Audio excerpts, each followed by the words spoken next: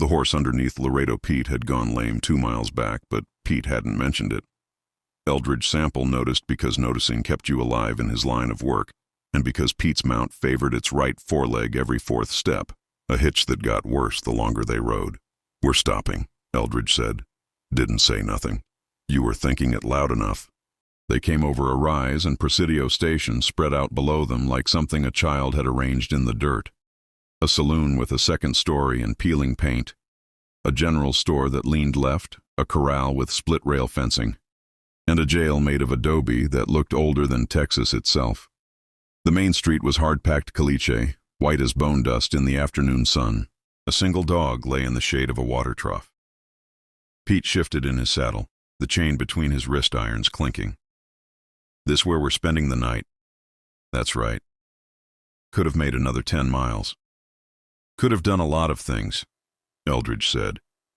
"You could have not rustled cattle from the Broken Arrow Ranch. You could have not shot that bank clerk in Laredo.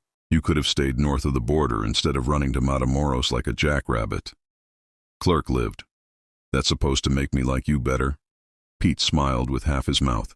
He was 32 years old, but his face had the worn quality of creekstone, smooth and hard from weather and circumstance. 3 weeks in irons hadn't touched that smile. They rode down into the town. A woman swept the boardwalk in front of the general store and stopped to watch them pass. An old Mexican sat on a bench outside the saloon, whittling something that might have been a horse or might have been a dog. The air smelled like horse manure and dust and the particular emptiness of a place where nothing much happened. The jail sat at the far end of the street. Eldridge pulled up outside and dismounted, his knees protesting. He was 41 and felt every year of it after 3 weeks in the saddle. A man came out of the jail before Eldridge could tie his horse. He wore a sheriff's star pinned to a vest that had seen better days, and he had the kind of belly that spoke to regular meals and not much exercise. His face was red from sun or whiskey or both. "Help you," the sheriff said. "U.S. Marshal Sample."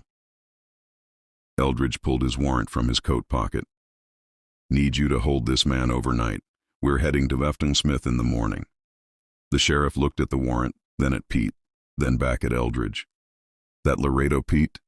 "It is." "Heard he killed 3 men in Corpus Christi." "2, Pete said, "and one of them had it coming." The sheriff's hand moved toward his gun, not fast, just a settling motion like a man checking his pocket watch. "He give you trouble?" "Not yet," Eldridge said. He pulled Pete down from the saddle, and Pete landed hard on his bad leg, the one that took shrapnel at Shiloh, or so he'd claimed during a talkative spell near the Nueces River. "But he thinks about it regular."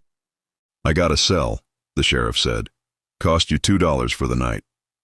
Marshal's office pays $1.50. $2 includes feed for the horses."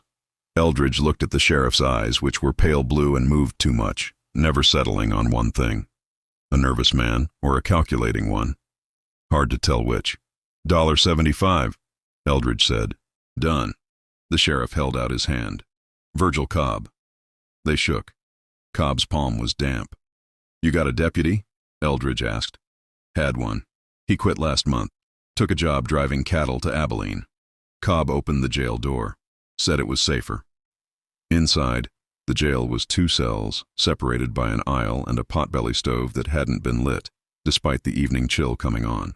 A desk sat against the wall with papers scattered across it, and a gun belt hanging from the chair. Eldridge walked Pete to the far cell and unlocked the irons. Pete rubbed his wrists and sat on the cot, which groaned under his weight. "You need anything?" Cobb asked. "Just keep him locked up," Eldridge said. "I'll be back at first light." Pete lay back on the cot and laced his fingers behind his head. "Sleep tight, Marshal." Eldridge locked the cell and handed the key to Cobb. "You keep that on you. Always do. I mean on your person, not on the desk, not on a hook." Cobb's face colored. "I know how to hold a prisoner." "Good," Eldridge said. He started for the door, then stopped. "How long you been sheriff here?" 6 years. "Why?" "Just wondering." Eldridge stepped out into the street where the sun had dropped behind the buildings and the shadows stretched long. His back hurt and his feet hurt, and he wanted a bed that didn't move and a meal he didn't have to cook over a fire. He wanted one night where he didn't have to sleep with his gun hand free. He walked toward the saloon, where lamplight was starting to show in the windows. The saloon had a name painted above the door, the Presidio, but the paint had faded so badly it looked like a ghost had signed it.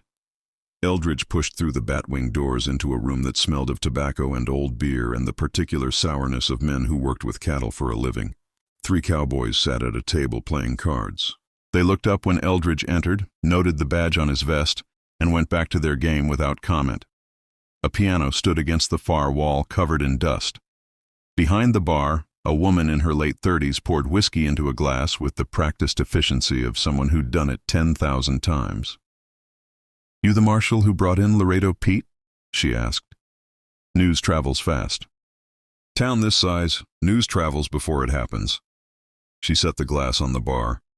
"This one's 50 cents. The good stuff is $1. Eldridge sat on a stool and laid a silver dollar on the bar. "The good stuff, then." She poured from a different bottle, amber liquid that caught the lamplight. "Annabelle Court. I own this place." Eldridge Sample. "You hungry, Marshal Sample?" "Depends what you're serving." "Steak, beans, cornbread, same as every night." She leaned against the bar. 6 bits.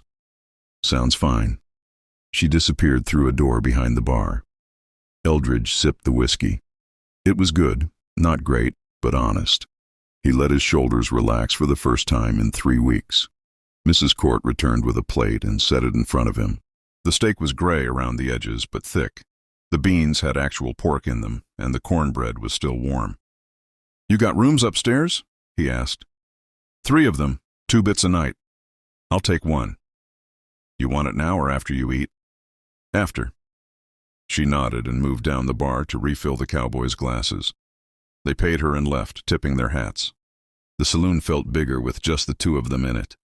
Eldridge ate slowly, watching Mrs. Court work. She wiped down the bar, straightened bottles, moved like a woman who'd learned to fill time between customers. Twice she glanced out the window toward the jail, quick looks she probably didn't think he noticed. "You know Laredo Pete?" he asked. "Know of him, never met him." She kept wiping the same spot on the bar. "He is dangerous, as they say?" "Dangerous enough." "Sheriff Cobb seemed worried about holding him." "Should he be?" "Virgil's not a brave man," she said, "but he's honest. That counts for something." "Does it?" She met his eyes then. Hers were dark brown, almost black in the lamplight. "You don't trust Sheriff Cobb?" "I don't trust anybody with a prisoner worth $500. That what Pete's bounty is? Dead or alive? Must be tempting. For some." She set down her rag and poured herself a small glass of whiskey. "My husband used to say every man has a price. The trick is figuring out if you can afford it. Your husband here? He died 2 years ago. Fell off a horse drunk and broke his neck." She drank the whiskey in one swallow. "Stupid way to die." "Most ways are stupid when you think about them." "I suppose that's true." Eldridge finished his steak and pushed the plate away. "Cobb mention anything about Pete's gang?" "Like what?" "Like whether they might come looking for him." She refilled his glass without being asked. "Pete rides with the Torreon brothers, doesn't he? Ramon and Chuy?" "That's right. Haven't seen them around here. But then, I wouldn't necessarily know them if they walked through that door right now." "You'd know them," Eldridge said. "Men like that carry themselves a certain way. So do marshals." "That right?" "Like they're waiting for something bad to happen. Like they expect it." Eldridge drank. "In my experience, it usually does." Mrs. Court walked to the window and looked out at the street. Full dark now, just lamplight from a few buildings and stars overhead. "Town like this, we get cattle drives coming through twice a year, spring and fall. That's when we make our money. Rest of the time it's just us, waiting for something to happen. Boring. Safe." She turned back to him. "Mostly. But not always?" "You asking me something specific, Marshal?" "Just making conversation." "No, you're not." She came back to the bar. "You're wondering if someone in this town might have a reason to help Pete escape, or hurt Sheriff Cobb, or both." Eldridge set down his glass. "Do they? I wouldn't know. I serve drinks in rent rooms. What people do outside those things isn't my concern." But you watched the jail through the window. Her jaw tightened. Maybe I'm just looking at the street. Maybe. They stood there, silence stretching between them like a rope pulled tight. Outside, a horse whinnied. One of the cowboys laughed somewhere down the street. The bed was harder than the ground, but it didn't move, and that was enough. Eldridge lay on top of the covers with his boots off and his gun on the nightstand, listening to the building settle. Footsteps in the hallway, a door closing. Voices from the saloon below, muffled through the floorboards. He thought about Mrs. Court's question. Why would Pete come to Presidio Station? The town sat on the cattle trail but offered nothing you couldn't find in a dozen other places between here and the border. No railroad. No telegraph. Just a waypoint for drovers and drifters. Unless you were meeting someone. Eldridge closed his eyes but didn't sleep. Old habit. He'd learned years ago that the body could rest even if the mind stayed alert. Like a dog dozing on a porch with one ear cocked for danger. Somewhere around midnight he heard boots on the stairs. Heavy tread, uneven. A man limping or drunk or both. The footsteps passed his door and continued down the hall. A door opened and closed. Then nothing. When the sky outside his window turned from black to deep blue, Eldridge sat up and pulled on his boots.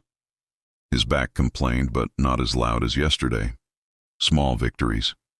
He washed his face in the basin and strapped on his gun belt. The mirror above the washstand showed him what 3 weeks of trail dust looked like. Gray stubble, lines around his eyes that hadn't been there 5 years ago, a scar on his temple from a bottle fight in Dodge City. He looked like what he was, a man who'd been doing this too long to quit now. Downstairs the saloon was empty except for Mrs. Court sweeping the floor.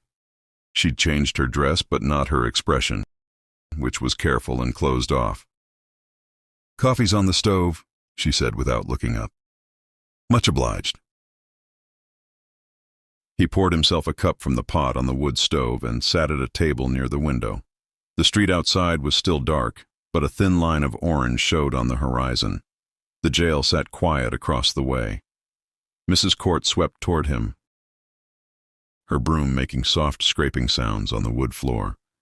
When she got close, she stopped. "You check on your prisoner yet?" "About to. Virgil's usually up by now." Lights the stove around dawn. She looked at the jail. No smoke from the chimney. Maybe he slept late. Virgil doesn't sleep late. He's got a bladder like a thimble. She set her broom against the wall. Something feels wrong. Eldridge drank his coffee, which was strong enough to strip paint. "You always this nervous?"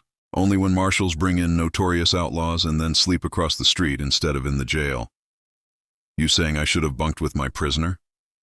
"I'm saying maybe Virgil had the same thought. That you didn't trust him enough to do his job." She picked up her broom again. "Man gets insulted, he might get careless. Or he might prove he's trustworthy by doing his job right. Or that." Eldridge finished his coffee and stood. Through the window he could see lamplight now in the general store.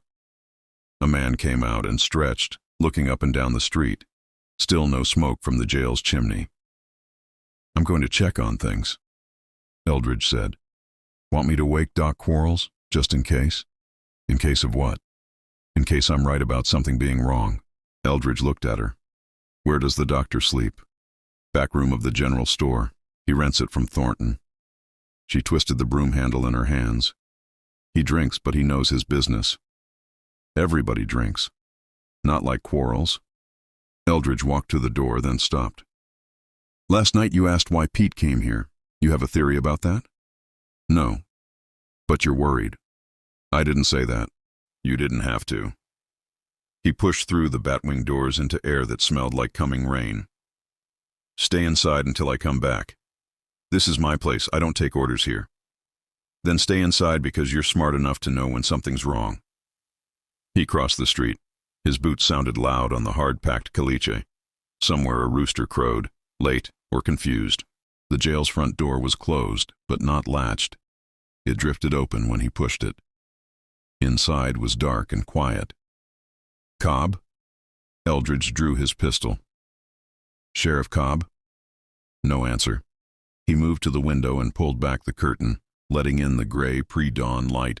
The desk was empty. The pot-belly stove was cold. The gun belt that had been hanging on the chair was gone. Both cells stood open. Sheriff Virgil Cobb lay on the floor between them, blood dark in his hair and on his collar. His chest rose and fell, shallow breaths, but breaths. The far cell where Laredo Pete had been sleeping was empty. The cot was made, blanket folded neat as a soldier would do it. The only sign anyone had been there was a dent in the pillow and a single playing card, the ace of spades, propped against the wall. Eldridge holstered his gun and knelt beside Cobb. The sheriff's eyes were closed, his face slack. The wound on his head looked like someone had hit him with something heavy, a gun butt maybe, or a rock. Hard enough to knock him cold, but not hard enough to kill him. Not yet, anyway. "Mrs. Court," Eldridge called toward the open door. "Get the doctor, now." He heard her running footsteps, fast and light. Then voices. Then more running. Eldridge looked at the empty cell, at the ace of spades, at the sheriff bleeding on his own jailhouse floor. Pete was gone. The question now was whether he'd left alone or had help, and whether that help came from inside the town or outside it. Either way, Eldridge's one night of peace was over. Doc Quarles smelled like whiskey and camphor, but his hands were steady when he examined Cobb's head. He was a thin man with yellow teeth and the kind of tremor in his fingers that came from needing a drink, not having one yet. "He'll live," Quarles said. "Skull's not fractured, just knocked senseless." "How long until he wakes up?" "Could be an hour, could be tomorrow." Quarles pulled a bottle from his bag and took a swallow before offering it to the wound. Head injuries are unpredictable. Eldridge walked the jail cell by cell, looking for something he'd missed. The lock on Pete's cell showed no scratches. The door had been opened with a key, not picked. The window was too small for a man to climb through, and the bars were solid. "Anything valuable in here?" he asked. Quarles dabbed at Cobb's wound with a cloth. "Like what?"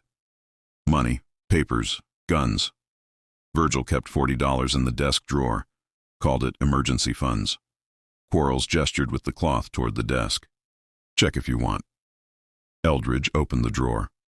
2 pencils, a wanted poster for a man named Taggart, and a small leather pouch.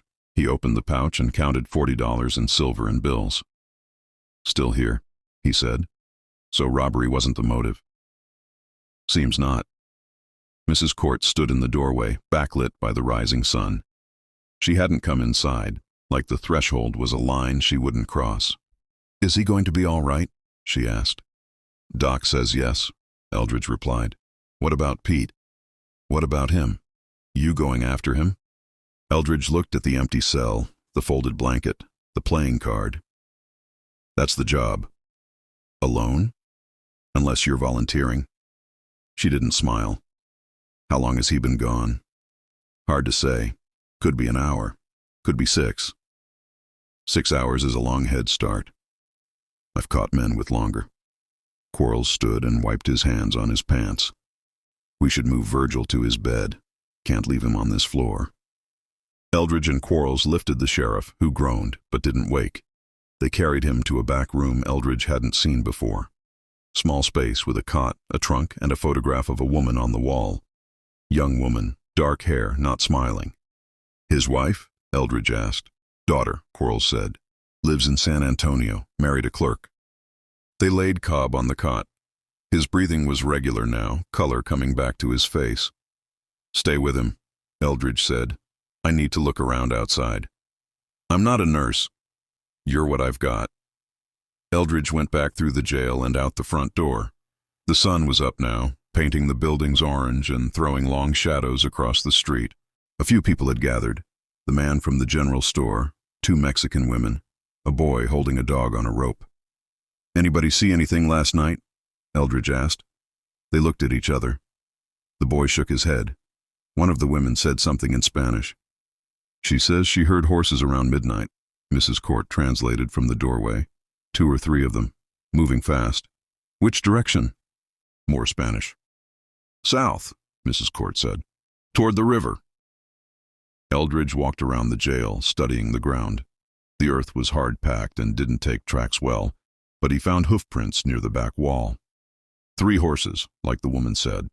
One set of prints was deeper than the others, a heavier rider or a horse carrying double. He followed the tracks to the edge of town, where they turned south onto the main trail. Clear as painted arrows, almost too clear. When he got back to the jail, Sheriff Cobb was sitting up on his cot, holding his head and looking like death warmed over. "Easy," Quarles said. "You took a hard knock." Cobb's eyes found Eldridge. "Pete, gone." "Jesus." Cobb tried to stand and fell back. "Jesus Christ. What happened?" "I don't know. I was making coffee. Heard something behind me. Then nothing. You see who hit you?" "No." "Hear a voice?" Cobb closed his eyes, thinking. "Maybe. I don't know. Everything's fuzzy." Eldridge pulled the playing card from his pocket and held it up. "This mean anything to you?" "Ace of spades. So?" "Pete left it in his cell." "Why would he do that?" "Same reason a man folds his blanket before he escapes, to show he had time, to show he wasn't rushed or scared." Eldridge put the card back in his pocket. "To show he's smarter than everyone else." Cobb touched the wound on his head and winced. "You think his gang came for him?" "Tracks say 3 horses left town around midnight. One was carrying heavy." "The Torian brothers and Pete." "Maybe. What else would it be?" Eldridge sat on the trunk at the foot of the cot. "Could be Pete bought his way out. Paid someone to spring him." Cobb's face went red. "You saying I helped him?" "I'm saying somebody used a key to open that cell. Somebody walked right up behind you and knocked you cold. Somebody who knew where you kept that key. It was on my belt, where I always keep it. Still there." Cobb felt his belt and his face changed. The key was gone. "They took it off me while I was unconscious," he said. "That's what happened. Or you gave it to them before they hit you. Go to hell, Marshal. Just looking at possibilities. Look somewhere else." Cobb stood, wobbled, caught himself on the doorframe. "I've been sheriff here 6 years. I never took a bribe, and I never let a prisoner escape. Not once. Until last night." Cobb's hand moved toward his empty holster. His gun was still on the floor where he'd fallen. "Your gun's in the other room," Eldridge said. "You want it, you can walk in there and get it. But we both know you're not going to shoot me." "You don't know what I'll do." "I know you're a man who got bushwhacked in his own jail. I know Pete's gone and you're the only witness, except you can't remember what happened. I know that looks bad. It looks bad because it is bad. But not the way you think." Quarles cleared his throat. "Maybe we should all settle down." "Good idea," Mrs. Court said from the doorway. She'd been watching the whole time, quiet as a cat. "Marshal, you need to track Pete before the trail goes cold." "Sheriff, you need to rest before you fall down and crack your head open worse. Doc, you need to make sure that happens." "Don't tell me my business," Quarles said. "Then do your business and quit standing there." Eldridge looked at Cobb, who looked back with eyes that were hurt and angry, and maybe honest. "Hard to tell." "I'll be back," Eldridge said. "We're going to finish this conversation." "Looking forward to it," Cobb said. Eldridge stood in the middle of the street with the sun climbing higher and thought about how men lie. They lie with words, but they also lie with their bodies, where they look, how they stand, what they do with their hands. Cobb had touched his empty holster when he got angry, which meant he still thought like a lawman. That counted for something, but not much. The tracks leading south were clear enough for a child to follow, and that was the problem. He walked back to the jail. Quarles had gone, probably to find a bottle. Mrs. Court was wiping blood off the floor with a rag and a bucket. "You don't have to do that," Eldridge said. "Somebody does." She didn't look up. "Virgil's asleep again. Doc gave him laudanum." "How much?" "Enough to keep him quiet for a few hours." Eldridge knelt and examined the blood pattern. Not much of it, really. Head wounds bled heavy, but this was just a smear and a few drops. Whoever hit Cobb had done it carefully, hard enough to put him down, but not hard enough to kill him. "You thinking what I'm thinking?" Mrs. Court asked. "Depends what you're thinking." That maybe whoever hit Virgil didn't want him dead. Could be. Eldridge stood and walked to Pete's cell. The ace of spades was still propped against the wall, mocking him. Could also be they just miscalculated. You ever miscalculate when you hit a man? Not if I can help it. She carried the bucket outside and dumped it in the street, then came back in. Her sleeves were rolled up and her hands were red from scrubbing. 3 ways this happened, Eldridge said, more to himself than to her. First way, Pete's gang caught up. Came in quiet, knocked out Cobb, took Pete. That's the obvious answer. But you don't believe obvious answers. I believe them when they make sense. This one's too neat. They left Cobb alive. Didn't rob the place. Didn't make any noise. Town this small. Somebody should have heard something besides horses leaving. What's the second way? Pete bought his way out. Paid someone in town to spring him. Could be anybody. Someone who needed money bad enough to risk it. They hit Cobb to make it look like a rescue instead of a business transaction. Mrs. Court set the bucket down. And the third way? Someone in this town needed Pete gone, but not for the reasons you'd think. Not to help him escape. For some other reason we haven't figured out yet. That doesn't make sense. Not yet, it doesn't. Eldridge walked to the desk and opened the drawer again. Looked at the $40 still sitting there. A sheriff's emergency fund, Quarles had called it. But what kind of emergency would Cobb need $40 for? And why keep it in his desk instead of the bank? This town have a bank? He asked. No. Thornton at the general store keeps a safe. Folks deposit with him. Cobb too? I wouldn't know. But you could find out. She looked at him steady. I could, if I wanted to get in the middle of this. You're already in the middle. You cleaned his blood off the floor. That's being neighborly. What you're asking is something else. Eldridge closed the drawer. Pete asked you a question or made you a threat. Which was it? Excuse me? Last night you asked if Pete said anything about why he came to Presidio Station. You don't ask that question unless you already think you know the answer and you're worried you're right. Mrs. Court's face went still. I asked because I was curious. You asked because you're scared. I'm not scared. Then what are you? She picked up the bucket and the rag. Done with this conversation. Mrs. Court, Annabelle, if you're going to accuse me of something, use my name. I'm not accusing you of anything. I'm trying to figure out who would want Pete free and why. You keep looking at that jail like you expect something bad to happen. You knew Cobb would be awake by dawn because you know his habits. You cleaned up his blood like you felt responsible. I felt neighborly. Nobody's that neighborly. They stood there, 10 feet apart, the jail cell between them. Eldridge could hear a wagon rattling past outside and voices calling in Spanish and a horse whinnying somewhere close. My husband knew Pete, Annabelle said finally. Before he died, they had business together. What kind of business? The kind I didn't ask about. She set the bucket down again, harder this time. Marcus used to disappear for days, come back with money. Said he was buying horses in Mexico, selling them in San Antonio. Maybe that was true. Maybe it wasn't. You think it wasn't. I think Marcus drank too much and talked too much and fell off a horse at a convenient time for people who didn't want him talking anymore. People like Pete. People like whoever Pete works for. That stopped Eldridge.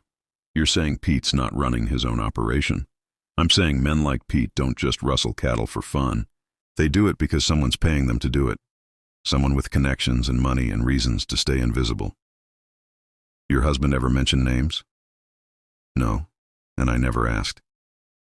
She looked at the empty cell. But Pete showing up here 2 weeks ago, that wasn't random. He came to this town for a reason. 2 weeks ago? I caught him 3 weeks ago down by the border. Then he must have been here before that, because I saw him talking to Marcus outside the saloon one night. Month ago, maybe. They argued about something. Marcus came inside drunk and angry. Week later, he was dead. Eldridge felt something shift in his head, pieces rearranging. You think Pete killed your husband. I think Pete knows who did. But you didn't tell Sheriff Cobb. What would I tell him? That I saw 2 men arguing? That my husband died in a way that could have been an accident? Virgil would have nodded and done nothing. Same as always. You don't trust Cobb. I don't trust anybody in this town, present company included. She moved toward the door. You want to know what happened last night? Start by figuring out who benefits from Pete being gone, because it's not just Pete, and it's probably not his gang either. She left. Eldridge heard her footsteps cross the street, then the saloon doors swing shut. He looked at the ace of spades again. In poker, it was the death card, but it was also the highest card in the deck, the one that beat everything else. Pete wasn't just leaving a message, he was making a claim. Eldridge needed to figure out what that claim was before someone else ended up dead. Eldridge was saddling his horse at the livery when Sheriff Cobb walked in looking like he'd been dragged behind a wagon. His head was wrapped in bandage and his eyes were bloodshot, but he was upright and moving under his own power. "You shouldn't be walking around," Eldridge said. "Probably not." Cobb leaned against a stall post. "But I'm not laying in bed while you ride out after Pete. That's exactly what you should be doing. He escaped from my jail. That makes it my problem." Eldridge cinched the saddle and checked his rifle. "Your problem is you can't remember what happened. Makes you either useless or unreliable, maybe both." Cobb's jaw tightened. "I remember more than I told you." "That right?" "I heard boots on the boardwalk. Thought it was you checking on things. Then the door opened and I turned around." He touched the bandage. "That's when they hit me." "They?" "I saw boots. 2 pair, maybe 3. Hard to say. Everything went sideways after that." Eldridge led his horse out of the stall. The animal was rested and fed, ready for hard riding. "You remember boots but not faces. That's convenient. I'm telling you what I saw. You're telling me what you think I want to hear. Why would I do that?" "Because you need me to believe you're not dirty." Eldridge checked his saddlebags. Jerky, hardtack, coffee, cartridges, everything he'd need for a few days on the trail. "Because if I think you helped Pete escape, I'll come back here and arrest you." Cobb pushed off the post, steadier than he looked. "Then let me ride with you. Prove I'm straight." "How does that prove anything?" "Because if I was in on it, I'd stay here. Let you chase ghosts while Pete gets farther away. But I'm not in on it, so I'm coming with you whether you like it or not. This isn't a democracy. No, it's my county, my jurisdiction. You want to track Pete through my territory, you do it with me along, or you do it after you explain to a judge why you refused local assistance." Eldridge looked at Cobb's face, trying to read what was behind those bloodshot eyes. Anger, yes. Pride, definitely. But something else too, something that looked like genuine offense at being doubted. "You can barely stand," Eldridge said. "I can sit a horse." "For how long?" "Long as it takes. You fall off, I'm leaving you where you land." "Fair enough." The stable boy brought out Cobb's horse, a bay gelding that looked better fed than its owner. Cobb took the reins and pulled himself into the saddle with a grunt that said his head wasn't the only thing hurting. "You got a rifle?" Eldridge asked. "In the jail." "Get it. And ammunition. We're not stopping until dark." Cobb rode to the jail and came back 5 minutes later with a Winchester and a bedroll. His gun belt was strapped on now, a Colt sitting in the holster. He'd put on a clean shirt, but the blood had soaked through the bandage already, a small red spot above his ear. "Doc know you're doing this?" Eldridge asked. "Doc's passed out behind the general store. He won't know anything until supper time." They rode south through town. A few people watched from doorways.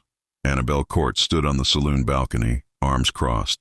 She didn't wave or call out, just watched them go with that closed expression she wore like armor. The tracks were still there, clear in the morning light. 3 horses, one carrying heavy, heading toward the river at a steady pace. Not running, not hiding, just moving like they had every right to be there. "Too easy," Eldridge said. "What is?" "This trail. It's too easy to follow. Maybe they're not worried about being followed. Or maybe they want us to follow them." Cobb rode quiet for a minute, considering that. Into an ambush? Or away from something? Misdirection? Make us look south while the real action's happening somewhere else? That's complicated thinking. Pete's a complicated man. They followed the tracks for an hour, neither one talking much. The sun climbed higher and the air got hot, that dry Texas heat that sucked the moisture out of everything.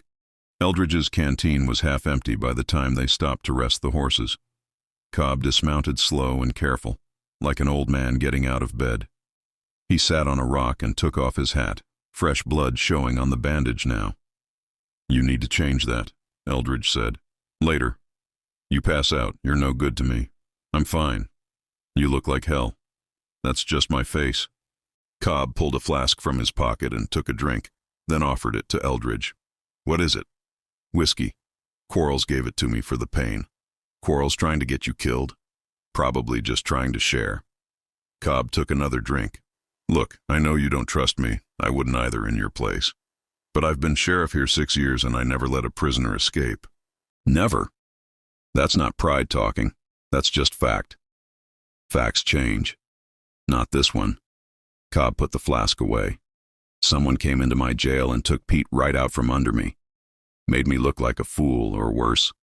I want to know who did it, and I want to know why. So you can clear your name. So I can do my job. There's a difference." Eldridge studied him, the pale face, the trembling hands, the eyes that couldn't quite meet his. A man who'd been knocked down and wasn't sure how to get back up. But there was something else there too, underneath the pain and the doubt. Something that might have been honest anger. "You stay behind me," Eldridge said. "You do what I say when I say it. You give me any reason to think you're playing both sides, I'll put you down and sort it out later." "That's comforting. It's not meant to be." Eldridge mounted up. "Let's ride." They headed south again, following the tracks that might have been real or might have been a lie. Either way, they'd know soon enough. The letter was addressed to the U.S. Marshal's office in Fitton Smith, care of Judge Isaac Parker. Eldridge read it twice, then handed it to Cobb. "Read it," he said. Cobb took the letter with shaking hands. His lips moved as he read, and the color that had come back to his face drained away again. "Jesus," Cobb said. "Keep reading." The letter detailed 3 months of investigation. Cattle going missing from ranches across 4 counties. Herds getting smaller on their way to market. 50 head leaving a ranch and 48 arriving in Abilene. Small numbers, spread out, hard to notice unless you were paying attention. Deputy Teague had been paying attention. He'd tracked the missing cattle to way stations along the cattle trails, places where drovers stopped to rest their herds, where a few head could disappear overnight and be blamed on strays or predators. The letter listed 5 stations by name. Presidio Station was one of them. "He thought someone in my town was part of this," Cobb said. "He didn't think. He knew." Eldridge took the letter back. "Says he had evidence. Bills of sale that didn't match. Drovers willing to talk. Says he was close to identifying the local contact. But he doesn't name anyone. Because he got killed before he could finish the letter." Cobb stood and walked away from the body. He made it 10 feet before he bent over and vomited. Eldridge waited until he was done. "You knew about this?" Eldridge asked. "No. Teague came through your town asking questions. About cattle movements, not about me. Not about anyone specific." Cobb wiped his mouth. "If I'd known he suspected someone in Presidio Station, I would have helped him." "Would you?" "Yes. Even if the person he suspected was someone you knew, someone you drank with or played cards with or bought supplies from." Cobb turned around. "You think I'm protecting someone?" "I think you've been sheriff for 6 years in a town where cattle have been disappearing and you never noticed. That makes you either blind or complicit. Or maybe I'm just not a very good sheriff." "That's possible too." They stood there in the heat, the dead deputy between them, the letter in Eldridge's hand like an accusation. "What else does it say?" Cobb asked. Eldridge looked at the letter again. "Says the operation's bigger than just Pete and his gang. Says there's money behind it, someone with connections buying the stolen cattle and moving them through legitimate channels. Says the local contacts get a percentage and protection." "Protection from what?" "From people like Teague. People who ask too many questions." Cobb walked back to the body and looked down at it. "Charlie was married. 2 kids. Boy and a girl. I don't need his history. Maybe you do. Maybe you need to understand he was a good man doing his job and someone killed him for it." Cobb's voice got harder. "Same person who's making me look dirty.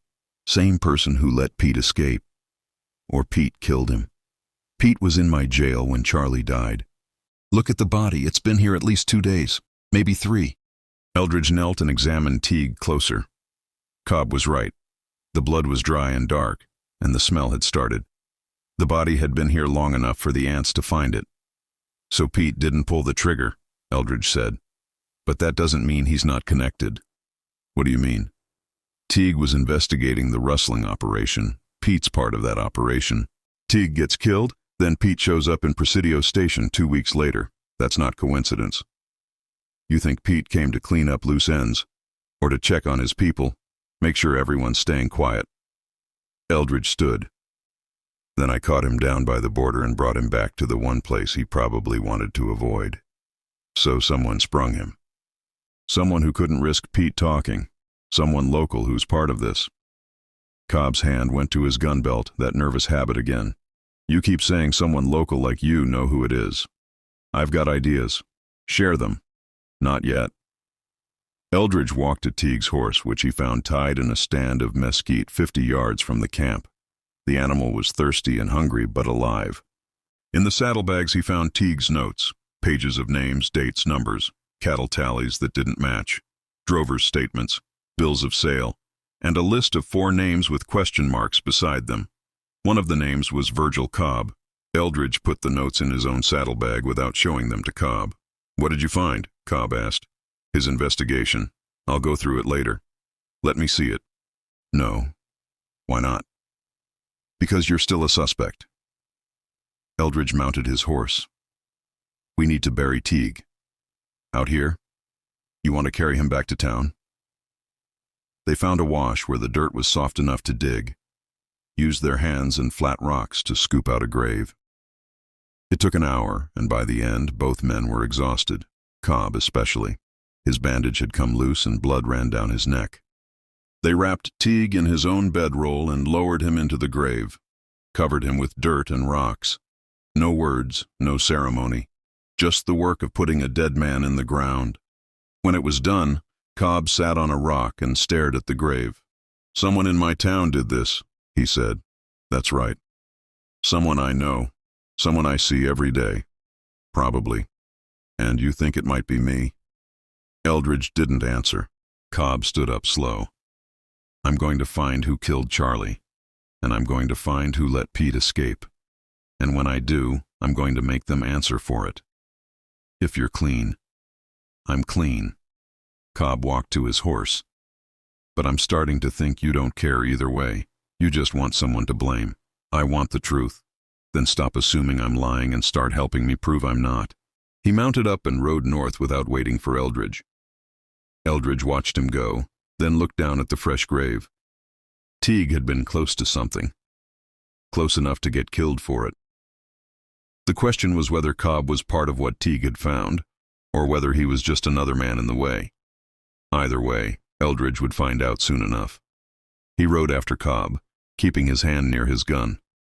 Eldridge caught up to Cobb a mile north, where the sheriff had stopped to water his horse at a seep spring. Cobb didn't look up when Eldridge dismounted. You planning to ride all the way back to Presidio Station without talking? Eldridge asked. Seemed like a good plan. It's not. Neither is accusing your only help of being a murderer. Eldridge let his horse drink. The water was brackish, but the animals didn't care. I didn't accuse you of murder. I said Teague had you on his list. Cobb's head came up. What list? List of people he was looking at. 4 names. Yours was one of them. Who were the others? Doesn't matter right now. It matters to me. I'm sure it does. Eldridge pulled his horse back from the water. Point is, Teague suspected someone in Presidio Station was involved. He wrote your name down. That's a fact. A fact that means nothing. Charlie was thorough. He probably wrote down everyone in town who could tie their own shoes. Cobb stood, wobbling slightly. I told you, he came through asking about cattle movements. I answered his questions. That's all. What questions? How many herds came through? When? Who was driving them? Normal questions. And what did you tell him? The truth. That we get maybe 6, 8 herds a year during drive season. That they usually stay 1 night, 2 at most. That I don't keep records because there's no law says I have to. Eldridge considered that. He asked about anyone specific. Like who? Like anyone who might be in a position to make cattle disappear. Stable owner, general store operator, saloon keeper. Cobb's jaw tightened. He asked about Annabelle. What about her? Whether her husband had any business dealings with drovers. Whether she took in cattle for boarding. Whether she seemed to have more money than the saloon would bring in. Cobb kicked a stone into the water. I told him Marcus Court was a drunk who fell off his horse and Annabelle was just trying to keep her business running. That's all I told him. You believe that? I believed it then, but not now. Now I don't know what to believe. Cobb looked at Eldridge. But I know Charlie Teague didn't deserve to die in a line camp with no one around, and I know if he wrote my name on a list, he wrote it because he was doing his job, not because I'm dirty. Maybe. There's no maybe about it. A hawk circled overhead, riding the thermals. Eldridge watched it for a moment, thinking about trajectories and patterns, the way things looked from above versus how they looked from the ground. We need to split up, he said. Bad idea. Only idea. Those tracks going south, someone needs to follow them, see where they lead. Could be Pete, could be his gang, could be nobody, but we need to know. So I go south and you go back to the creek, follow the east trail. Other way around, you go back to Presidio Station. Cobb stared at him. You're sending me home. I'm sending you to do a job. Talk to people. Find out who had contact with Pete before I brought him in. Find out who knew Teague was asking questions. Find out who's been spending money they shouldn't have. You want me to investigate my own town. I want you to prove you're clean by finding who's dirty. While you chase Pete alone. While I follow the trails and see where they go. One of us needs to work the back trail, and it's not going to be me. I don't know your town or your people. Cobb pulled off his bandage. The wound underneath was ugly, crusted with dried blood and weeping at the edges. He threw the bandage on the ground. You're testing me, he said. I'm using you. Same thing. Not really. If I was testing you, I'd ride back to town myself and watch to see what you do. But I need to stay on Pete's trail or I'll lose him completely. Eldridge pulled out Teague's notes and handed them to Cobb. Read these, all of them. See if anything jumps out. Names, dates, patterns. Cobb took the notes but didn't open them. What am I looking for? Whatever Teague saw that got him killed. That's helpful. It's all I've got. Eldridge mounted his horse. There's something else. When you get back to town, don't tell anyone about Teague. Not yet. Say we're still tracking Pete. Say we split up to cover more ground. Why the secrecy? Because whoever killed Teague thinks nobody knows he's dead. Let's keep it that way. See who acts nervous. See who asks questions. You think they'll give themselves away. I think murderers get careless when they think they're safe. Cobb finally opened the notes and scanned the first page. His face changed as he read, anger, then something darker. He had dates, specific dates when cattle went missing, matched against when certain herds came through Presidio Station. Keep reading. Cobb flipped through more pages, stopped on one and read it twice. He's got notes about Marcus Court.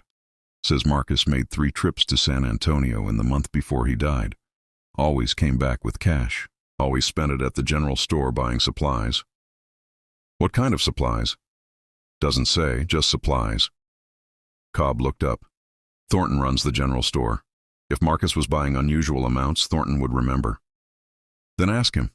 But careful. Don't push so hard he knows what you're really asking. I know how to ask questions. Do you? I've been sheriff for 6 years. And in those 6 years, how many investigations did you run? How many criminals did you catch who didn't want to be caught? Cobb's face went red. You want to know the truth? Not many.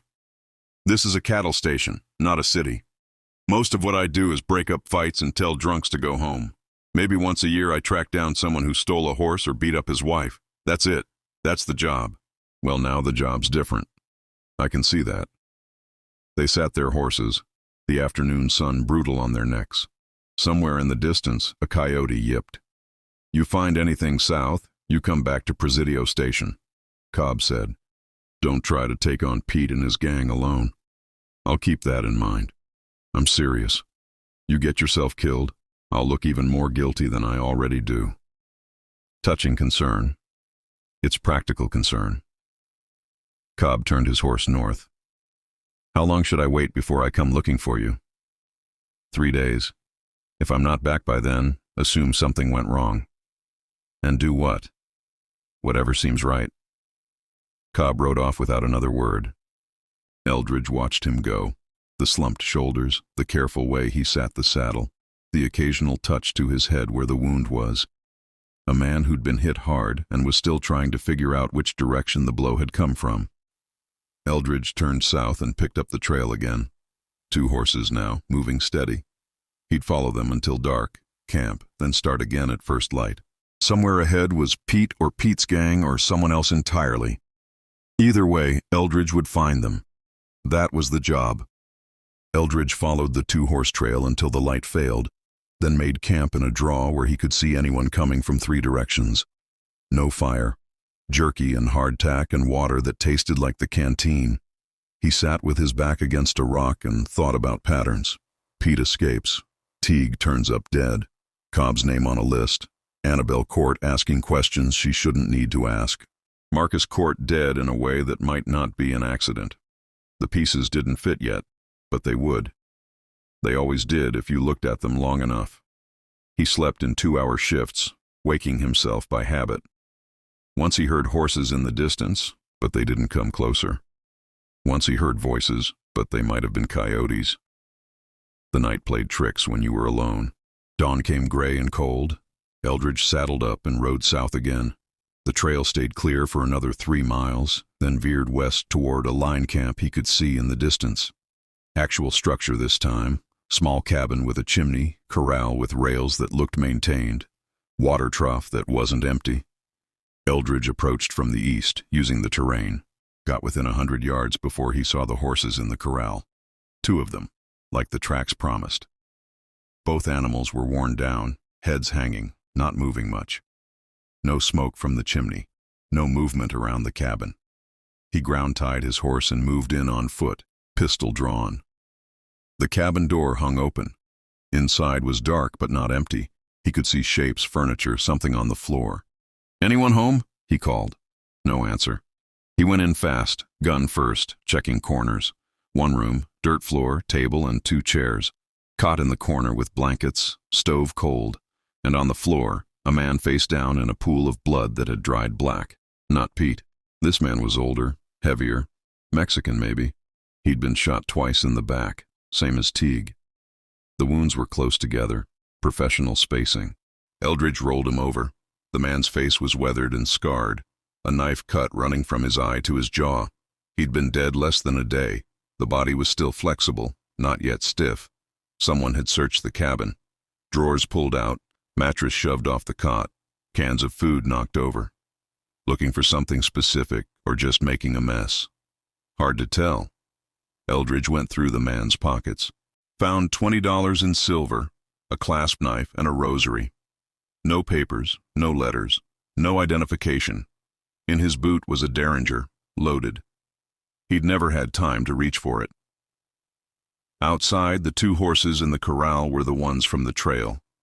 Eldridge recognized the shoes, the gate marks in the dirt.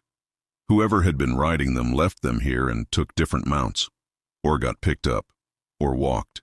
He checked the horses' saddlebags. One had dried beef and a blanket. The other had a deck of cards and a bottle of whiskey.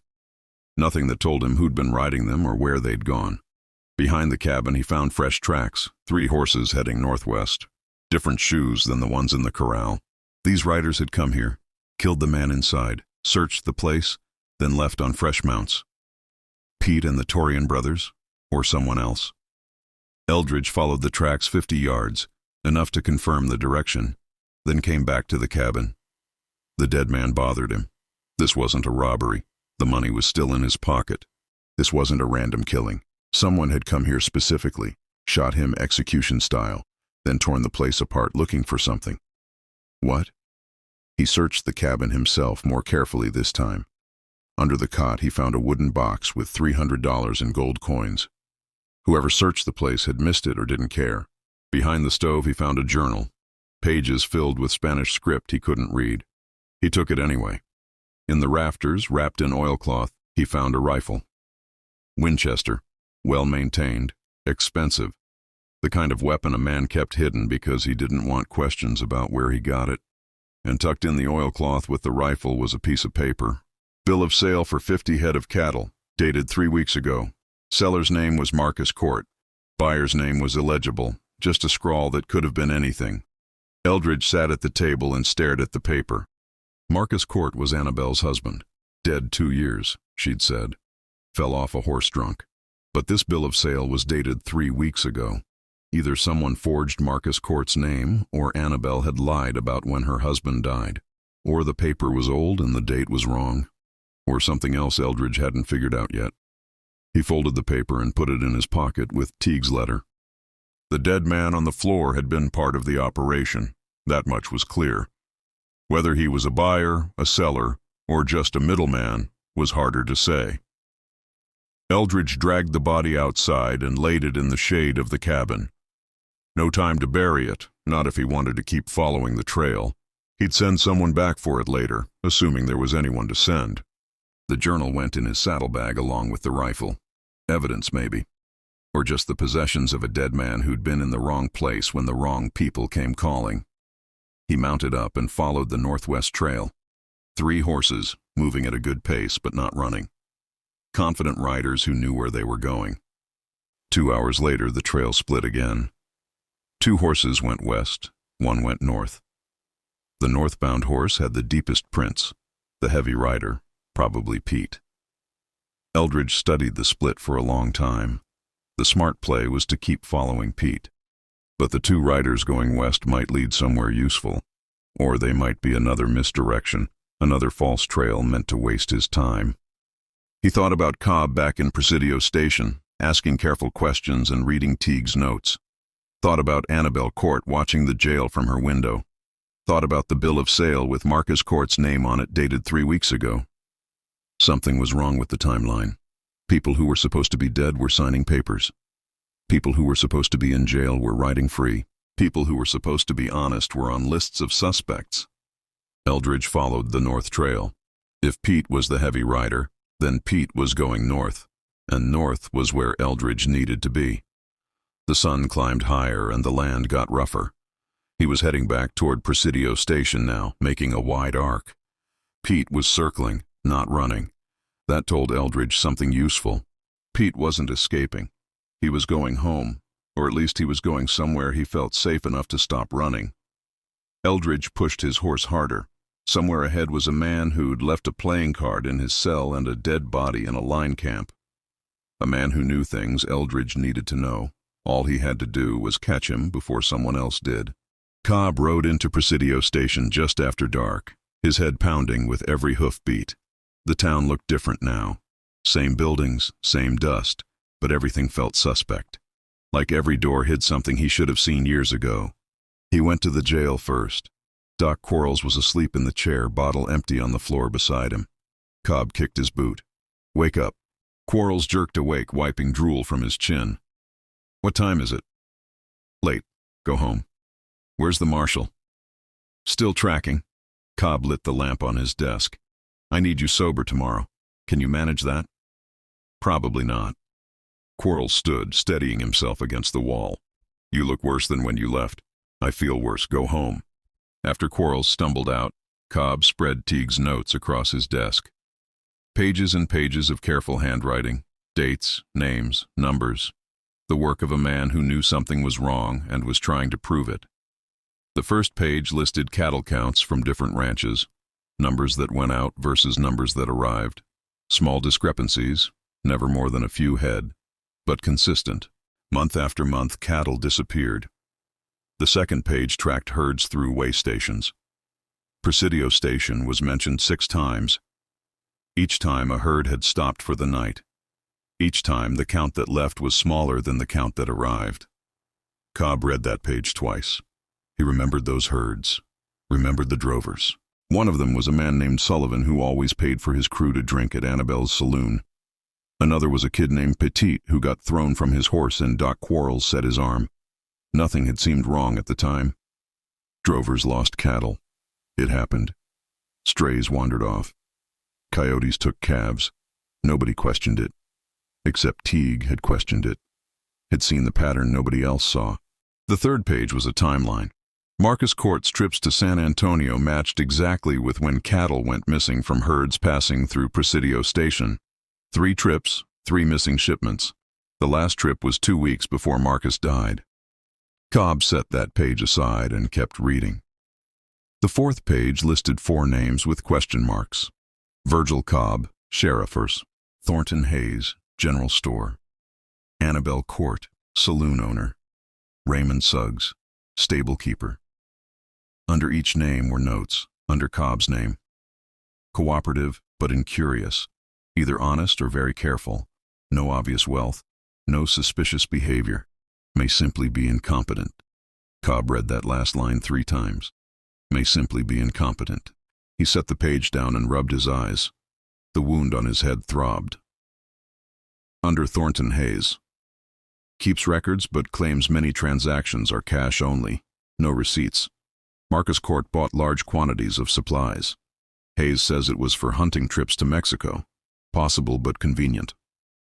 Under Annabelle Court, husband dead 2 years, claims no knowledge of his business dealings, but runs the saloon efficiently, pays her bills on time, lives comfortably despite irregular traffic, knows more than she admits. Under Raymond Suggs, owns the stable, boards horses for drovers, would have access to herds overnight, tight-lipped, drinks heavily but never appears drunk, military bearing, possible Confederate connections. Cobb had never thought about Suggs that way. Just the man who kept the stable, who charged fair prices, who didn't talk much. Military bearing, that was true. Suggs stood straight, moved with purpose. Drank every night at Annabelle's saloon but never stumbled. The next pages were copies of bills of sale. Cobb recognized Marcus Court's signature on 3 of them. Cattle sold to buyers in San Antonio, names he didn't recognize. Prices that seemed reasonable, nothing obviously wrong. Except Marcus Court wasn't a cattleman. Marcus Court was a drunk who ran a saloon with his wife and occasionally bought horses in Mexico. Where would he get 50 head of cattle to sell? Cobb stood and walked to the window. The street was empty, just lamplight from Annabelle's saloon and the general store. Somewhere a dog barked. Normal night in a normal town. Except it wasn't normal. It never had been. Teague had seen it. The marshal saw it. Everyone saw it except him. May simply be incompetent. He went back to the desk and read the last page. Teague's conclusions, written in careful script. The operation is sophisticated. Cattle are taken in small numbers to avoid detection. Local contacts facilitate the thefts and provide safe passage. The stolen cattle are sold through legitimate channels using forged documentation. Profits are shared among participants. The operation has been running for at least 2 years, possibly longer. Estimated losses, 300, 400 head annually. Value, $8,000, $12,000 per year. At the bottom, underlined twice. Someone with authority is protecting this operation. Local law enforcement is either complicit or willfully blind. Recommend federal investigation. Cobb closed the notebook and sat in the dark. Teague had thought he was complicit or blind, either dirty or stupid. There wasn't a third option in Teague's mind. The door opened and Annabelle Court came in, carrying a plate covered with a cloth. Thought you might be hungry, she said. I'm fine. You're not fine. You look like something a horse stepped on. She set the plate on his desk. Eat. What is it? Stew. Same as everyone else got tonight. Cobb pulled back the cloth. The stew was thick with meat and vegetables, still steaming. His stomach reminded him he hadn't eaten since morning. Much obliged, he said. Annabelle didn't leave. She stood by the desk, looking at Teague's notes spread across it. That from the marshal? She asked. Some of it. Learn anything useful? Maybe. Cobb ate a spoonful of stew. It was good, better than he deserved. You remember Charlie Teague, deputy from Uvalde County? Her face didn't change. Name sounds familiar. Why? He came through here a month ago, asked questions about cattle movements. Lots of people ask questions. He asked about your husband, about his trips to San Antonio. Now her face changed, just slightly, a tightening around the eyes. What about them? About where Marcus got the money for those trips. About what he brought back. He bought horses. I told you that. Did he? Annabelle crossed her arms. What are you asking me, Virgil? I'm asking if your husband was involved in something illegal. I'm asking if that's why he died. He died falling off a horse drunk. You know that. You were there when we buried him. I was there, but I'm starting to wonder if I knew what I was burying. She stared at him for a long moment. Then she walked to the door and looked out at the street. Marcus made mistakes, she said quietly. He drank too much and he trusted the wrong people. But he wasn't a bad man. That's not an answer. It's the only answer you're getting tonight. She turned back to him. Where's the marshal? Tracking Pete. Find him? Not yet. You will, though. Men like Pete, they always get found. Question is what happens when you find them. What's that supposed to mean? It means sometimes finding someone is worse than letting them run. She opened the door. Eat your stew before it gets cold. She left. Cobb sat there with the plate in front of him, and Teague's notes spread across his desk, and his head pounding like someone was driving nails into it. He ate the stew because he needed to eat, but he barely tasted it. Cobb finished the stew and left the plate on his desk. The jail felt smaller now, like the walls had moved closer while he was reading. He walked outside and stood on the boardwalk, breathing air that didn't smell like old blood and failure. Across the street, Annabelle's saloon was doing steady business. Cowboys drinking, voices carrying in the night, normal sounds from a normal place. Except Cobb knew better now. He walked to the general store. Thornton Hayes was closing up, pulling down the shades on the windows. Virgil, Thornton said. Thought you were out tracking with the marshal. Got back an hour ago. Need to ask you something. Can it wait until morning? I'm tired. No. Thornton stopped with his hand on the shade. He was a thin man in his 60s, careful with money, careful with words. He'd run the store for 20 years and never caused trouble. What's this about? Thornton asked. Marcus Court. You remember what he used to buy here? Supplies, same as everyone. What kind of supplies? Why does it matter? Man's been dead 2 years. Just answer the question. Thornton let go of the shade and walked behind the counter. He opened a ledger and flipped through pages, licking his thumb. Here, Marcus Court. Bought rope, canteens, grain for horses, some canned goods, ammunition sometimes. How much ammunition? Couple boxes, nothing unusual. What caliber? Thornton looked at the ledger. 44. Same as half the men in Texas carry. He buy anything else? Anything that didn't fit what a saloon keeper would need. Thornton closed the ledger. What are you getting at, Virgil? I'm asking questions. You going to answer them, or make me ask harder? There's no need for that tone. There's every need. A deputy was murdered investigating cattle rustling. Marcus Court's name is all over his notes. So I'm asking you, did Marcus buy anything that seemed wrong? Thornton's face went pale. Deputy Teague? That's right. Jesus, when? Couple days ago. Found him in a line camp, shot in the back. Thornton sat down heavily on a stool behind the counter. His hands shook as he opened the ledger again. Marcus bought things that didn't make sense for running a saloon. I noticed, but I didn't say anything. Like what? Brandon irons. 2 of them. Said he was starting a small ranch, running a few head for himself. But I never saw any cattle with his brand. What else? Salt blocks. Feed supplements. Things you'd use if you were holding cattle for a while. Getting them ready to sell. Thornton looked up. I should have said something. Why didn't you? Because Marcus paid cash and minded his business and I minded mine. That's how things work here. That's how things worked. Now they work different. Cobb left Thornton sitting there and walked to the stable. Raymond Suggs was brushing down a horse, working by lantern light. He didn't look up when Cobb came in. Suggs. Sheriff. Need to talk to you about Marcus Court.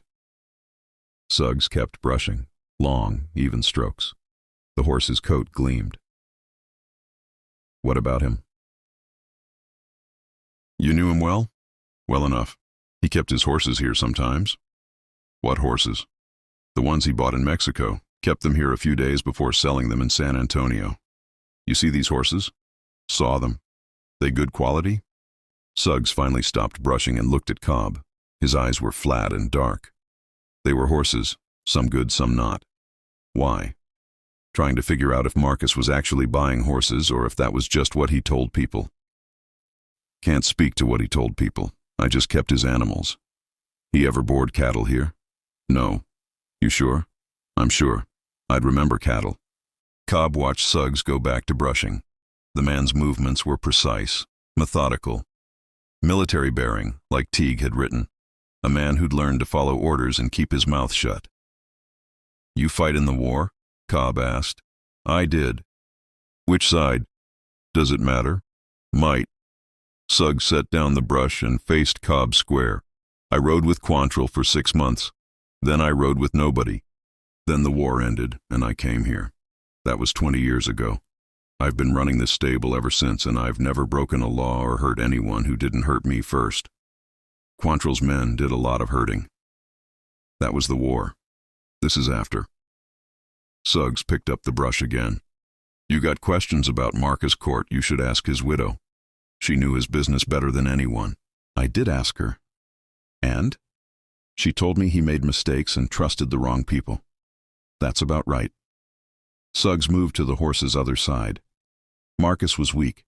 He drank and he talked, and he thought he was smarter than he was. Men like that don't last long in any business, legal or otherwise. You saying he was in an illegal business? I'm saying he's dead. Take from that what you want.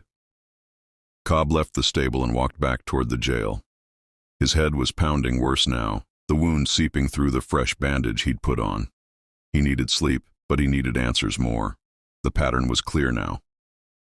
Marcus Court had been part of the rustling operation. He'd bought supplies for holding cattle. He'd forged bills of sale.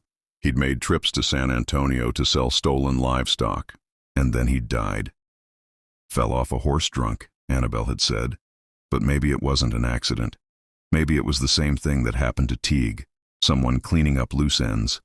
Someone making sure the operation stayed secret. Someone with authority protecting this operation, Teague had written. Someone with connections and money and reasons to stay invisible. Cobb stood in the street and looked at his town.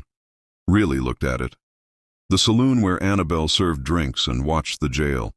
The general store where Thornton kept records he never questioned. The stable where Suggs boarded animals and didn't ask where they came from. The jail where a sheriff had been too incompetent or too blind to see what was happening under his nose. All of it connected, all of it part of something bigger than a few missing cattle. And somewhere in the darkness, Pete was riding toward something, or away from something, or both. Cobb went back to the jail and sat at his desk. He'd read through Teague's notes again. Every page, every name, every number. Someone in this town knew the whole story. He just had to figure out who before they figured out what he knew. Morning came cold and Cobb hadn't slept. He'd read Teague's notes until the words blurred, then read them again. Around 3, he'd walked the town, checking doors, looking in windows. Everything quiet. Everything normal on the surface. He was making coffee when Eldridge walked in, trail dust on his coat and 3 days of beard on his face. You look terrible, Cobb said. You look worse. Eldridge poured himself coffee without being asked. Learn anything? Some. You? Found a dead man in a line camp. Mexican, shot in the back. Someone searched the place after they killed him. Pete? Maybe. Trail split 3 ways after that. Followed one north, lost it in rocky country about 10 miles from here. Eldridge sat at the desk. Your turn. Cobb told him about Thornton and the supplies, about Suggs and his careful non-answers, about Annabelle saying Marcus made mistakes and trusted the wrong people. She's protecting someone, Eldridge said, or herself. That too. Eldridge drank his coffee. What else? I thought about what Teague wrote, about someone with authority protecting the operation. Started wondering who that could be. And And I don't think it's anyone in Presidio Station. We're too small. Thornton's just a storekeeper. Suggs keeps his head down. Annabelle runs a saloon. None of them have the kind of authority Teague was talking about. What kind of authority was he talking about? Cobb stood and walked to the window. The sun was coming up, painting the buildings orange. The kind that lets you move stolen cattle through legitimate channels. The kind that keeps law enforcement from looking too close. The kind that has connections in San Antonio or Abilene or wherever the cattle end up. You're talking about someone with money and position. I'm talking about someone respectable. Someone nobody would suspect. Cobb turned back. Rancher, maybe. Or a businessman. Someone who could buy stolen cattle and mix them with his own herds. Someone who could get bills of sale that look legal. Eldridge set down his cup. Teague mention any names like that? No, but he was building toward it. You can see it in his notes. He was working from the bottom up. Find the local contacts first, then follow the money up the chain. And he got killed before he could finish. Right. Which means whoever's at the top knew Teague was getting close. Knew enough to send someone to stop him. Pete. Maybe. Or the Torian brothers. Or someone else. Cobb sat across from Eldridge. But here's what I keep coming back to. Pete didn't run after he escaped. He circled. You said so yourself, he was heading back this direction. So? So he's not running from us. He's running towards something, or someone.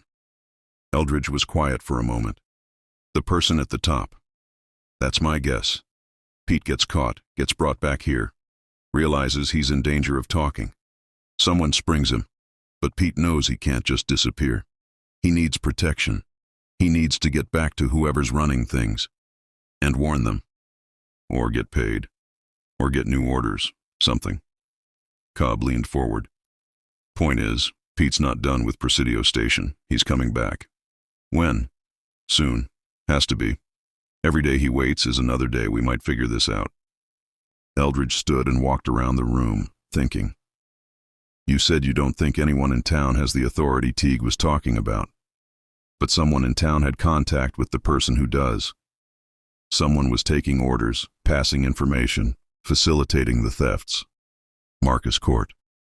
Until he died. Then who took over? Cobb didn't answer right away. When he did, his voice was quiet. I don't know. But I think Annabelle does. You going to ask her? Eventually, but not yet. Right now she thinks I'm just asking questions about her dead husband. If I push too hard, she'll clam up completely. Or run. She won't run. This is her place. Everything she has is here. Everything she has might be stolen cattle money. Maybe. Cobb rubbed his face. The wound on his head had stopped bleeding, but it still hurt. There's something else. I've been thinking about how Marcus died. Fell off a horse. That's what we said. But now I'm not sure. Marcus was a drunk, but he could ride. And the horse he was on wasn't spooked or mean. Just a regular horse from Suggs's stable. Accidents happen. They do. But Marcus had a bruise on the back of his head when we found him. Doc Quarles said it was from hitting the ground. But what if it wasn't? What if someone hit him first, then put him on the horse and spooked it? Eldridge looked at him. Make it look like an accident. Right. Clean. Simple. No questions. Just another drunk who couldn't hold his seat. You believe that? I didn't then. I do now. Cobb stood. And if I'm right, whoever killed Marcus is still here. Still in town. Still part of the operation. Could be anyone. Could be. But probably someone Marcus knew. Someone who could get close without raising suspicion. They sat in silence. Outside, the town was waking up. Cobb could hear a wagon rattling past, voices calling, normal morning sounds. I need to tell you something, Cobb said finally. Something I should have told you before. Go ahead. When Teague came through asking questions, I didn't think much of it. Happens sometimes. Lawmen from other counties passing through, checking on this or that. I answered his questions and he left, and I figured that was the end of it. But it wasn't. No. Week after he left, I got a visit from a man I'd never seen before. Well-dressed, expensive horse, talked educated. Said his name was Brode. Said he represented business interests in San Antonio. Asked me questions about Teague, what he'd wanted to know, who he'd talked to, whether he'd seemed satisfied with the answers. Eldridge's face didn't change, but his eyes got harder. What did you tell him? Told him Teague asked about cattle movements, and I gave him the information he requested. That was all. Cobb met his eyes. But here's the thing. This Brode, he made it seem casual, like he was just curious. But there was something in the way he asked, something that felt like a threat even though he never said anything threatening. What did he look like? 50 maybe, gray hair, trimmed beard, fancy vest with a watch chain. Spoke soft, but you could tell he was used to people listening. You get a first name? He gave me a card. Cobb opened his desk drawer and pulled out a calling card. Handed it to Eldridge. The card read, Colonel Terrence Brode, livestock broker, San Antonio, Texas. Eldridge stared at the card. Colonel. Confederate, probably. Lots of them still use the title. And he came all the way from San Antonio to ask about a deputy's visit. That's right. That strike you as odd? It did. But I didn't know what to do about it. Couldn't arrest a man for asking questions. Cobb looked down at his hands. I should have told Teague. Should have warned him someone was paying attention. But I didn't. And now Teague's dead. You think Brode had him killed? I think Brode's the man Teague was looking for. The one with authority. The one running the operation. Cobb stood. And I think I helped him by staying quiet. Eldridge held the calling card up to the lamplight like it might reveal something beyond the printed words. Colonel Terrence Brode, livestock broker. The kind of title that opened doors and closed questions. You kept this card for how long? He asked. Month, maybe 5 weeks. And you never thought to mention it. I thought about it. But what would I say? A man came to town and asked questions. That's not a crime. No, but timing is interesting. Teague investigates. Brode shows up asking about him. Teague ends up dead. Eldridge put the card in his pocket. That's a pattern. I see that now. Should have seen it then. Cobb's face reddened. You want to arrest me for being slow? Go ahead. But I'm telling you now because it matters. Because Brode's the key to this whole thing. Maybe. Eldridge walked to the window. The street was busier now. Thornton opening the store. A woman sweeping the boardwalk. 2 cowboys walking toward the saloon. Or maybe Brode's just another piece. Maybe there's someone above him. Who's above a colonel? A general, a governor, anyone with more money or influence. Eldridge turned back. Point is, we follow Brode. We might be following another dead end. Another trail meant to keep us looking the wrong direction. So what do? We go see him. In San Antonio, that's 2 days' ride. Then we better start now. Cobb shook his head. If Brode's dirty, riding into San Antonio to confront him is a good way to get killed. He'll have people there. Protection. So we bring our own protection. Like what? There's 2 of us. 3 if we bring Annabelle. That's not funny. I'm not joking. She knows something. Time to make her tell us what it is. Eldridge headed for the door. Get your horse. We're paying Mrs. Court a visit. They crossed to the saloon. The main room was empty, tables wiped down, floor swept. Annabelle was behind the bar counting bottles. We're closed, she said without looking up. Not for us, Eldridge said. She looked up then, saw both men, and her expression shifted. Not quite fear, but close. What do you want? Answers. Real ones this time. I gave you answers. You gave us pieces. Now we want the whole picture. Eldridge pulled out Brode's calling card and set it on the bar. Starting with Colonel Terrence Brode. Annabelle's face went white. She picked up the card, looked at it, set it back down. Where'd you get this? Sheriff kept it. Brode came asking about Deputy Teague. When? Month ago. And you're just telling me now? She looked at Cobb. You stupid son of a bitch. Annabelle, don't, just don't. She poured herself whiskey and drank it fast. You have no idea what you've done. Then explain it to us, Eldridge said.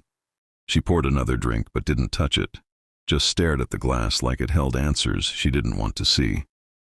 Brode came here 2 years ago. Said he was looking for local men who could help with livestock transfers.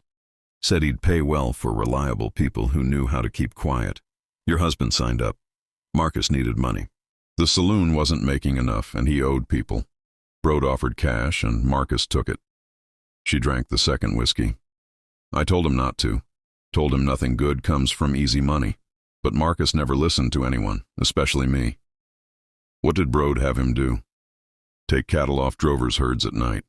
Small numbers, never enough to cause a stink. Hold them in a canyon about 5 miles east, brand them with Brode's mark, then move them out when Brode's men came through. Marcus got $50 a head. That's good money. Too good. Should have known it wouldn't last. Cobb sat at one of the tables. How long did this go on? Year and a half, maybe more. Then Marcus got scared, started drinking heavier, talking loose. I heard him one night telling someone at the bar about Brode, about the operation. Talking like it made him important. She looked at Cobb. That's when I knew he was a dead man. He fell off a horse, Cobb said. He fell off a horse because someone hit him first. I found the mark on his head. Doc Quarles said it was from the fall, but I knew better. She refilled her glass. I just didn't know who did it. Pete? Eldridge asked. Maybe. Pete came around a few times with the Torian brothers. They'd collect the cattle, take them to Brode. Marcus thought they were his friends, but they worked for Brode, not Marcus. Why didn't you tell anyone? Tell them what? My husband was a rustler and someone killed him. Who'd believe me? And even if they did, what would happen? Brode would send more men. I'd end up like Marcus. She met Eldridge's eyes. So I kept my mouth shut and hoped it was over. But Pete came back. 2 weeks ago, showed up at the saloon saying Brode wanted to talk to me, wanted to make sure I wasn't going to cause problems. I told him I wasn't. Told him all I wanted was to run my business and forget Marcus ever existed. What did Pete say? Said Brode appreciated my cooperation. Then he asked if any lawmen had been around asking questions. She looked at Cobb. I told him about Teague. The room went quiet. Cobb's face lost what little color it had. You told Pete about Teague, he said. I didn't know what else to do. Pete said if I cooperated, Brode would leave me alone. If I didn't, she didn't finish. So you signed Teague's death warrant. I didn't know they'd kill him. I thought they'd just scare him off or pay him to look the other way. I didn't know. Eldridge leaned against the bar. That's why Pete came to Presidio Station. Not to rustle cattle, to check on you, make sure you were staying quiet about Marcus. And to see if the law was getting close, Annabelle said. Then you showed up with Pete in irons and everything went sideways. Someone sprung him. Brode's men. Had to be. They probably rode in that night, knocked out Virgil, took Pete. Why not just kill him? Cobb asked. If Pete was a liability, why break him out? Because Pete knows things, Eldridge said. Knows where the cattle are held, who's involved, how the money moves. Brode needs him. Or needed him alive long enough to find out what he told you, Annabelle said. After that, she shrugged. Eldridge thought about the line camp, the dead Mexican, the torn-apart cabin, someone looking for something, or making sure something wouldn't be found. We need to go to San Antonio, he said. Talk to Brode. You'll never get close to him. He's got people, protection. Then we get creative. You'll get dead. Annabelle walked around the bar. Listen to me. Brode's not just some rancher running a side operation. He's connected. He's got money and men and friends in the right places. You ride into San Antonio making accusations, you won't ride out. Maybe. But sitting here doesn't solve anything. Neither does dying. Eldridge looked at Cobb. Your call. You're the local law. Cobb stood slowly like his bones hurt. We go to San Antonio, but not head on. We do it smart. Find evidence first, build a case, then bring in federal help. That could take weeks. Better than getting shot in the street. Cobb looked at Annabelle. You're coming with us? No. Yes. You're a witness. Only witness who can connect Brode to Marcus and Pete to Brode. I'm not testifying against him. You don't have a choice. I've always got a choice. Not anymore, Eldridge said. You're in this now, all the way in. Only question is whether you help us or we charge you as an accomplice. Annabelle stared at him, then at Cobb. You'd do that? To get Brode? Yeah, I would. She laughed, sharp and bitter. You two have no idea what you're walking into. Then tell us, Eldridge said. She did. Annabelle sat at one of her own tables and told them about Colonel Terence Brode like she was reciting something she'd memorized against her will. Brode owns the biggest ranch in Bexar County. 3,000 acres, runs 2,000 head. On paper, he's legitimate, buys cattle, sells cattle, makes money. Nothing unusual. But off paper? Eldridge asked. Off paper, he's running stolen livestock through his operation. Mixes them with his own herds, uses forged bills of sale, ships them north where nobody asks questions. Been doing it for 5 years, maybe longer. How do you know all this? Because Marcus told me. When he was drunk enough, he'd talk. Said Brode had operations in 6 different towns along the cattle trails. Said Brode was making $50,000 a year on top of his legitimate business. Cobb whistled low. That's a fortune. That's why he's protected. That kind of money buys a lot of silence. Annabelle looked at her hands. Marcus said Brode had 3 judges on his payroll. Said he had rangers who looked the other way when his men moved cattle at night. Said even the army at Fort Sam Houston knew about it and didn't care as long as Brode kept them supplied with beef at discount prices. That's a lot of claims from a drunk, Eldridge said. Marcus was a drunk, but he wasn't a liar, not about this. Why would Brode tell Marcus all that? He didn't. Marcus overheard it. He was at Brode's ranch once, delivering cattle. Brode was talking to his foreman, didn't know Marcus was in the barn. Marcus heard everything. And he told you. He told me because he was scared. Said he'd heard too much. Said Brode would kill him if he found out. She looked up. I told him to run. Take whatever money he had and disappear. But Marcus said he had one more job coming. Big payout. Said after that we could leave, start over somewhere else. But he never made it to that job, Cobb said. No. Someone hit him over the head and spooked his horse and made it look like an accident, and I buried him and tried to forget. Her voice got harder. But Brode didn't forget. Sent Pete to make sure I wasn't talking. Sent him to check on things. That's why Pete was here when you brought him in. Eldridge walked to the window. The street was getting busier, mid-morning traffic, people moving about their business. You said Pete asked if any lawmen had been around. You told him about Teague. I did. What exactly did you tell him? That a deputy from Uvalde County came through asking about cattle movements. That he talked to Virgil, talked to Thornton, asked questions about Marcus. That he seemed thorough. Did you tell him Teague's name? Yes. Did you tell him where Teague was headed? Annabelle thought about it. He asked. Said he wanted to make sure Teague wasn't waiting down the road to ambush anyone. I told him Teague was heading south, checking other way stations. So you gave Pete everything he needed to find Teague and kill him. I gave him information to save my own life. If I hadn't, Pete would have known I was hiding something. She stood. You want to judge me for that? Go ahead. But you weren't here. You didn't see Pete's eyes when he asked those questions. He would have killed me right there if he thought I was lying. Maybe he should have, Cobb said quietly. Virgil, I mean it. Charlie Teague had a wife and 2 kids. He was doing his job. And you got him killed because you were scared. I got him killed because I'm still alive. That's how this works. That's how it's always worked. Annabelle's voice cracked. You think I wanted this? You think I wanted Marcus involved with men like Brode? I tried to stop him. I begged him. But he was weak and stupid, and now he's dead, and I'm here trying not to join him. The room went quiet. Outside, someone laughed. A horse whinnied.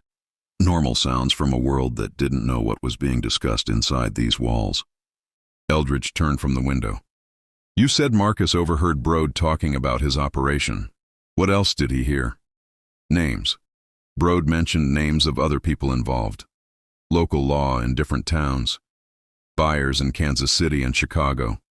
Men who moved the cattle, and men who kept records, and men who made problems disappear. You remember any of these names? Some. There was a sheriff in Uvalde named Roscoe, a cattle buyer in Abilene named Fisher, a lawyer in San Antonio named Pettigrew who handled the paperwork. She closed her eyes. and there was someone Brode called the banker. Never said his real name, just called him that. Said the banker handled the money, made sure everyone got paid. The banker in San Antonio? Marcus didn't know. Could be San Antonio, could be somewhere else. Brode kept that part quiet. Eldridge looked at Cobb. You know any bankers who might fit? Half of San Antonio is bankers. Could be any of them. Or none of them, Annabelle said. Could be Brode just calls him that. Could be the man runs a saloon or a store or a ranch. Banker might just mean he handles the money. That's helpful, Cobb said. I'm telling you what I know. You want more, go ask Brode yourself.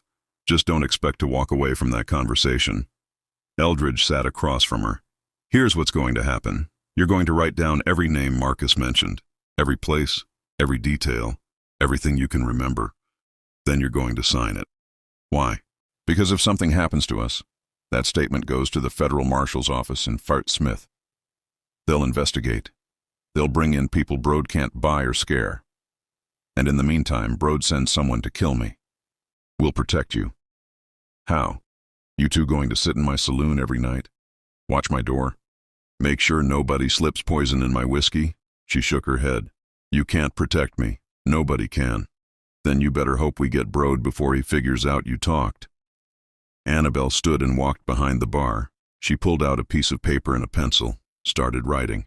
Her hand shook, but the words came out steady. Cobb watched her, then looked at Eldridge. Even if we get all this written down, it's just her word against Brode's. No judge will convict on that. No, but it's a start. And it gives us leverage. What kind of leverage? The kind that makes Brode nervous. The kind that makes him make mistakes. Eldridge stood. We show him we know about the operation, know about the banker, know about the people on his payroll. We make him think we have more than we do. See what he does. He'll send men to kill us. Probably. But he'll also try to cover his tracks.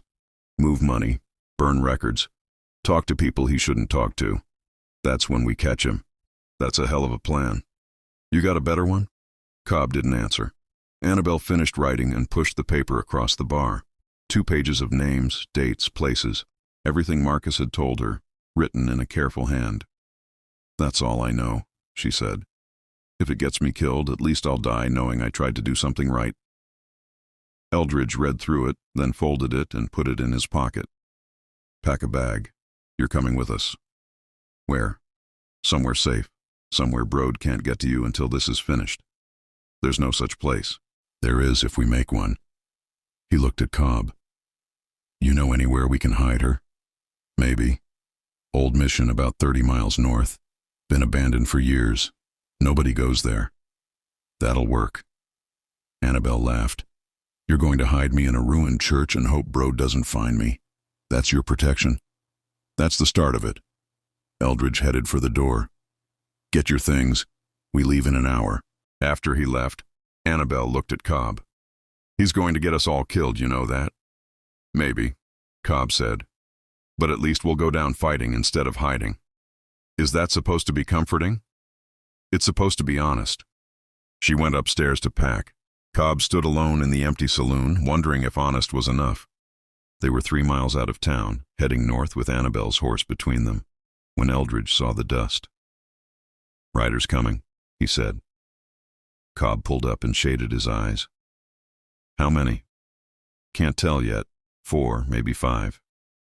Could be drovers. Could be. Eldridge dismounted and pulled his rifle. But drovers don't usually ride this hard toward nothing. The dust got closer. Eldridge could make out shapes now. 5 riders moving fast, spread out in a line. Professional formation. Men who knew how to work together. Get her behind those rocks, Eldridge said. Cobb led Annabelle's horse to a cluster of boulders 20 yards off the trail. She dismounted without arguing, her face pale but set. The man in front wore a gray suit that was too nice for trail riding. Gold watch chain across his vest catching the sun. The 4 men behind him wore range clothes and gun belts. Hard faces, harder eyes. The kind of men who got paid to make problems disappear. That's Brode, Annabelle said from the rocks. The one in front. Eldridge stood in the middle of the trail, rifle in hand but pointed down. Cobb came up beside him, his hand on his pistol. The riders stopped 30 feet away. Brode smiled like he'd just encountered old friends. "Gentlemen," he said. His voice was smooth, educated, the voice of a man who gave orders and expected them to be followed. "Beautiful morning for a ride." "It was," Eldridge said. "U.S. Marshal Sample, if I'm not mistaken, and Sheriff Cobb. I've heard about you both." "That right?" "Indeed. You've been very busy these past few days, asking questions, making inquiries." Brode's smile didn't change. "Disturbing the peace, one might say." "We're looking for an escaped prisoner. That's our job." "Laredo Pete." "Yes, I've heard about that unfortunate incident. A shame, really. Sheriff Cobb must be terribly embarrassed." Cobb's jaw tightened, but he stayed quiet. "You wouldn't happen to know where Pete is, would you?" Eldridge asked. "Why would I know that?" "Because Pete works for you. Because you run a cattle rustling operation and Pete's one of your men. Because you had Deputy Charlie Teague killed when he got too close to figuring that out." Brode's smile finally faded. "That's quite an accusation, Marshal. I hope you have evidence to support it." "We're working on that." "I'm sure you are." Brode shifted in his saddle. The 4 men behind him spread out slightly, hands moving closer to their guns. "But evidence can be a tricky thing." "Is that a threat?" "That's a statement of fact. I'm a businessman, Marshal. I deal in facts."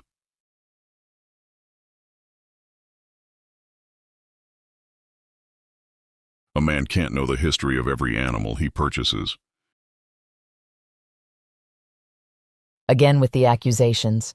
"You have no proof of anything, no witnesses who'll testify, no records that show wrongdoing, just the word of a drunken woman." He nodded toward the rocks where Annabelle was hidden, whose husband died in an unfortunate accident.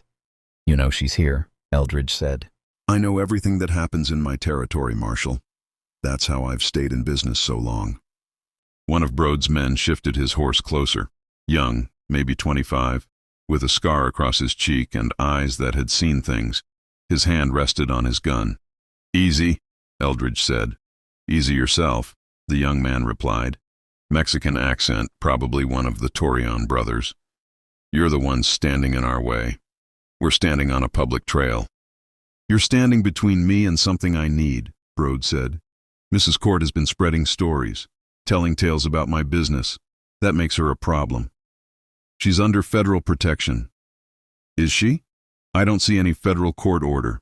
I don't see anything official at all. I see 2 lawmen and a woman who should have kept her mouth shut." Brode leaned forward in his saddle. "Here's what's going to happen. You're going to step aside. We're going to take Mrs. Court with us. She's going to explain to me exactly what she's told you and who else she might have talked to. After that, we'll discuss whether she lives or dies." "That's not happening," Cobb said. "Sheriff Cobb, voice of moral authority." Brode's smile came back. "Tell me, Sheriff, how many times did you look the other way when cattle disappeared? How many times did you take my money to ignore what was happening in your own town?" "I never took your money." "Didn't you? Then how do you explain the $200 that showed up in your desk drawer every 6 months? The anonymous donations to help keep the peace?" Cobb's face went white. You never asked where it came from. You just spent it. That makes you complicit, Sheriff. That makes you mine." Eldridge glanced at Cobb, saw the truth in his face. The sheriff had taken money without knowing where it came from. Or maybe he'd known and hadn't asked because asking meant giving it back. "Even if that's true," Eldridge said, "it doesn't change what you are, a thief and a murderer." "I'm a businessman who protects his investments. If people get hurt, that's unfortunate but necessary." Brode straightened. "Now step aside. My patience has limits." "So does mine." The young Mexican's hand tightened on his gun. The other 3 men fanned out wider, creating crossfire angles, professional killers who'd done this before. From the rocks, Annabelle called out, "I'll go with them." "No," Eldridge said. "It's me they want. Let me go and this ends." "It doesn't end. It just means you die and they clean up the evidence." "Then we all die here." She stood up, hands visible. "At least my way, you 2 have a chance." Brode nodded appreciatively. Sensible woman. I like that. You're not taking her, Eldridge said. Then we have a problem, Marshal, because I'm not leaving without her. Brode looked at his men. Gentlemen, if the Marshal and Sheriff don't cooperate. A rifle shot cracked from somewhere behind them. One of Brode's men jerked and fell from his horse, blood spreading across his shoulder. The other three pulled their guns, looking for the shooter. Another shot. A horse screamed and went down, throwing its rider. Eldridge didn't wait. He brought up his rifle and fired at the young Mexican, who dove off his horse. Cobb drew his pistol and shot at another rider, missing but making him retreat. Brode spurred his horse and charged toward the rocks where Annabelle was hiding. Eldridge fired again, hitting Brode's horse in the chest. The animal went down hard, throwing Brode 10 feet. The colonel hit the ground rolling, came up with a pistol. More rifle shots from behind. Whoever was shooting knew their business. Another of Brode's men went down, clutching his leg. The fight lasted maybe 30 seconds. When it was over, 3 of Brode's men were wounded or pinned down. One was dead, and Brode himself was on his knees with blood running down his face from where he'd hit the ground. Eldridge walked over and kicked away Brode's pistol. "Don't move!" From the rocks behind them, a voice called out. "Everyone still breathing?" Eldridge turned. A man stood there with a rifle, mid-40s, weathered face, deputy's badge on his vest. "Who are you?" Eldridge asked. "Deputy Ross, Uvalde County, friend of Charlie Teague's." He walked forward, rifle still aimed at Brode's remaining men. "Been tracking these boys for 2 days. Figured they'd lead me somewhere interesting." "You figured right." Ross looked at Brode, who was trying to sit up. "This the colonel?" "It is." "Good. Charlie wrote about him, said he was the head of the whole operation." Ross smiled. "Looks like Charlie was right." They tied up Brode's men with rope from the saddlebags. The dead one they left where he fell. Deputy Ross knew field medicine and patched the wounded well enough to keep them from bleeding out. Brode sat against a rock holding a bandana to his head. The blood had stopped, but his face was gray with rage and pain. "You can't prove anything," he said. "Don't need to prove it right now," Eldridge replied. "Just need to get you to Fort Smith. Judge Parker will handle the rest. Parker's a hanging judge. He'll railroad me. Then you better hope you've got a good story." Ross finished tying the last man and walked over. "Found this in one of the saddlebags." He held up a leather journal. "Looks like records. Numbers, dates, names." Eldridge took it and flipped through pages. Neat columns showing cattle purchases, sales, payments. Names he recognized: Thornton Hayes, Raymond Suggs. Names he didn't recognize. And at the bottom of several pages, a notation. "Banker, 15%. "What's this banker entry?" he asked Brode. "Go to hell. Who's the banker?" Brode just stared at him. Ross pulled his pistol and pressed it against Brode's knee. "Marshal asked you a question. You won't shoot. Charlie Teague was my friend, my partner. You had him killed." Ross cocked the hammer. "I'll shoot you in pieces and sleep fine tonight." Brode looked at Ross's eyes and saw something that made him reconsider. "The banker handles the money. Takes his cut, distributes payments, keeps the books clean." "Who is he?" "Man named Shelby. Runs a freight company in San Antonio. Ships cattle, moves goods, handles transactions for people who don't want their names on official records." "He part of the rustling?" "He's part of everything." Brode looked at Annabelle. "How do you think your husband got paid? How do you think anyone got paid?"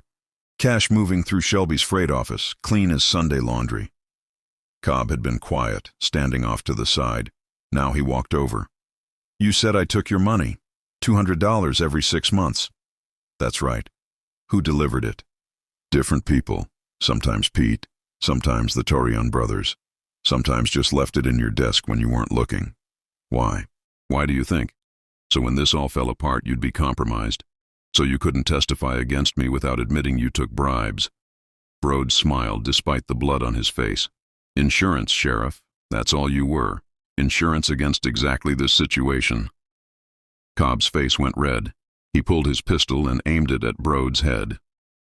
"Virgil," Eldridge said. "He destroyed me. Made me dirty without me even knowing it. So prove you're not dirty. Put the gun down and help me bring him in." Why? So he can tell a judge I took his money? So I lose my badge and my reputation? Cobb's hand shook.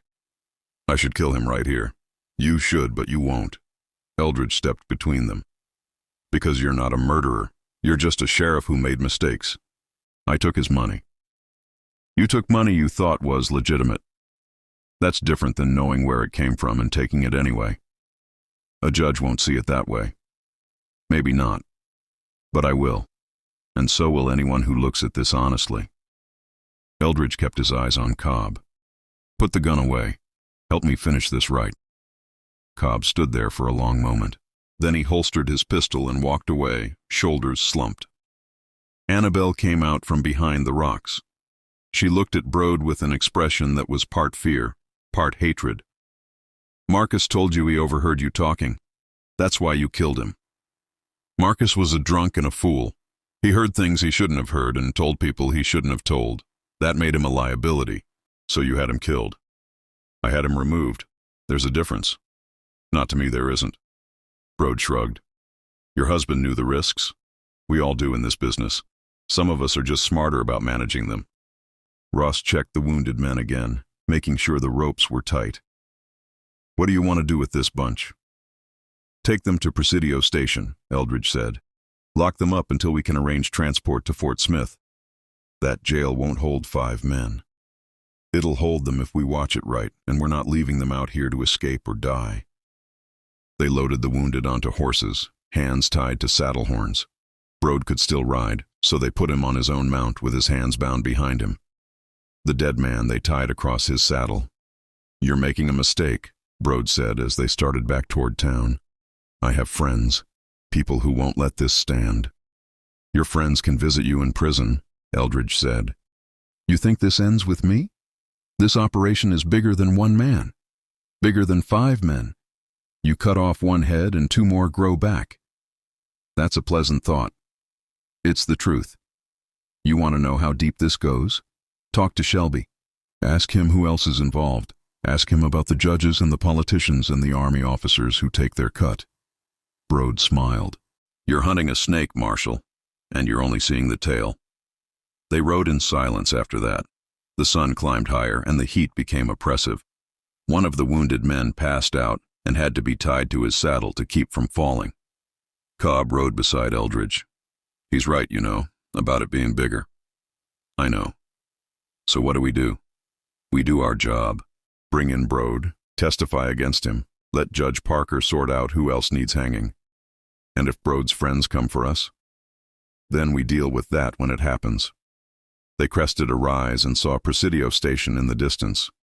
The town looked peaceful from here, small buildings, quiet streets, nothing to suggest the rot underneath. I need to resign, Cobb said. Why? Because Brode's right. I took his money. Doesn't matter that I didn't know where it came from. I took it, and that makes me compromised. So return it. Can't return what I already spent. Then make it right some other way, but don't quit. Town needs a sheriff who knows what he's up against now. Town needs a sheriff who isn't dirty. Town needs a sheriff who gives a damn. That's you. Eldridge looked at him. You made mistakes. Now fix them. That's all anyone can do. Cobb didn't answer. Just stared at the town and thought about all the things he should have seen and didn't. Deputy Ross rode up beside them. When we get there, I'll help guard them, but I need to send a telegram to my captain. Let him know what we found. No telegraph in Presidio Station. Then I'll ride to the next town that has one. This is too big to sit on. Agreed. Soon as we get them locked up, you go. They rode into town around noon. People came out to watch. Thornton from the general store, Suggs from the stable, townfolk who'd never seen 5 prisoners brought in at once. Eldridge saw the questions in their eyes, saw them looking at Brode, recognizing him maybe, wondering what he'd done to end up in irons. They got the prisoners into the jail. It was crowded with 5 men in 2 cells, but it would hold. Cobb found extra chains and manacles in a back room and secured them properly. Brode sat on a cot and looked at Eldridge through the bars. This isn't over. For you it is. We'll see. Eldridge locked the cells and hung the keys on his own belt. Not on a hook, not on the desk. on his belt where no one could take them without him knowing. Ross left to find a town with a telegraph. Cobb sat at his desk, staring at nothing. Annabelle went back to her saloon to think about everything that had changed in the last few hours.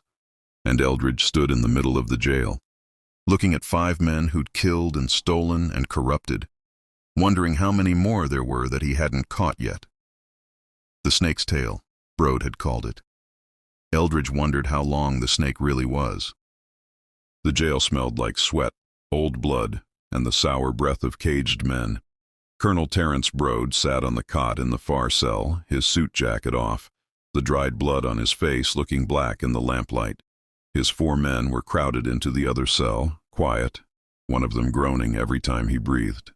Eldridge Sample finished cleaning his rifle, the oiled rag moving in short, precise strokes. Sheriff Virgil Cobb stood at the window, staring out at the saloon. He'd been standing there for 10 minutes, his back to the room, his shoulders tight inside his vest. "He's worried about the money, Marshal."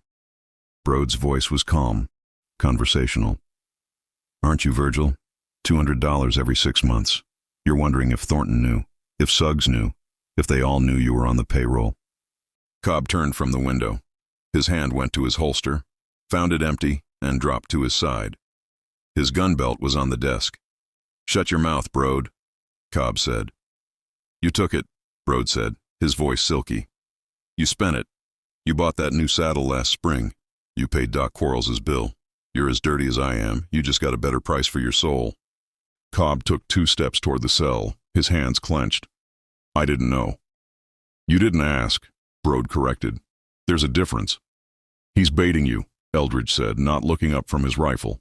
He clicked the lever, slid it home. "Don't take it." "It's the truth," Cobb said. He looked at his hands. "He's right." "Maybe." Eldridge stood the rifle against the desk. "You going to stand there and feel sorry for yourself, or are you going to finish this?" Cobb looked at him. "Finish what?" "You got him. Ross is sending a wire. It's over." "It's not over. Laredo Pete's still gone." Eldridge walked over to Annabelle Court. She sat on the bench by the cold stove, her hands folded in her lap, looking at none of them. She'd been quiet since they brought her back from the trail, locking her in the jail's back room for her own protection. They'd let her out when the prisoners were secured. "Brode's here," Eldridge said to her. "His men are in that cell. Deputy Ross was tracking them for 2 days before the fight. They didn't make any stops." Annabelle's eyes flicked to him. So they didn't stop in Presidio Station to break Laredo Pete out of jail. They rode straight for us." Cobb turned. He looked at Eldridge, then at Annabelle. He was following it, the pieces clicking into place. "Then who did?" Annabelle looked at the floor. The tips of her boots were coated in white caliche dust. "You told us," Eldridge said, his voice quiet. "It must have been Brode's men. You seemed sure." "It was a good guess," she said. "No," Eldridge said. "It was a good lie."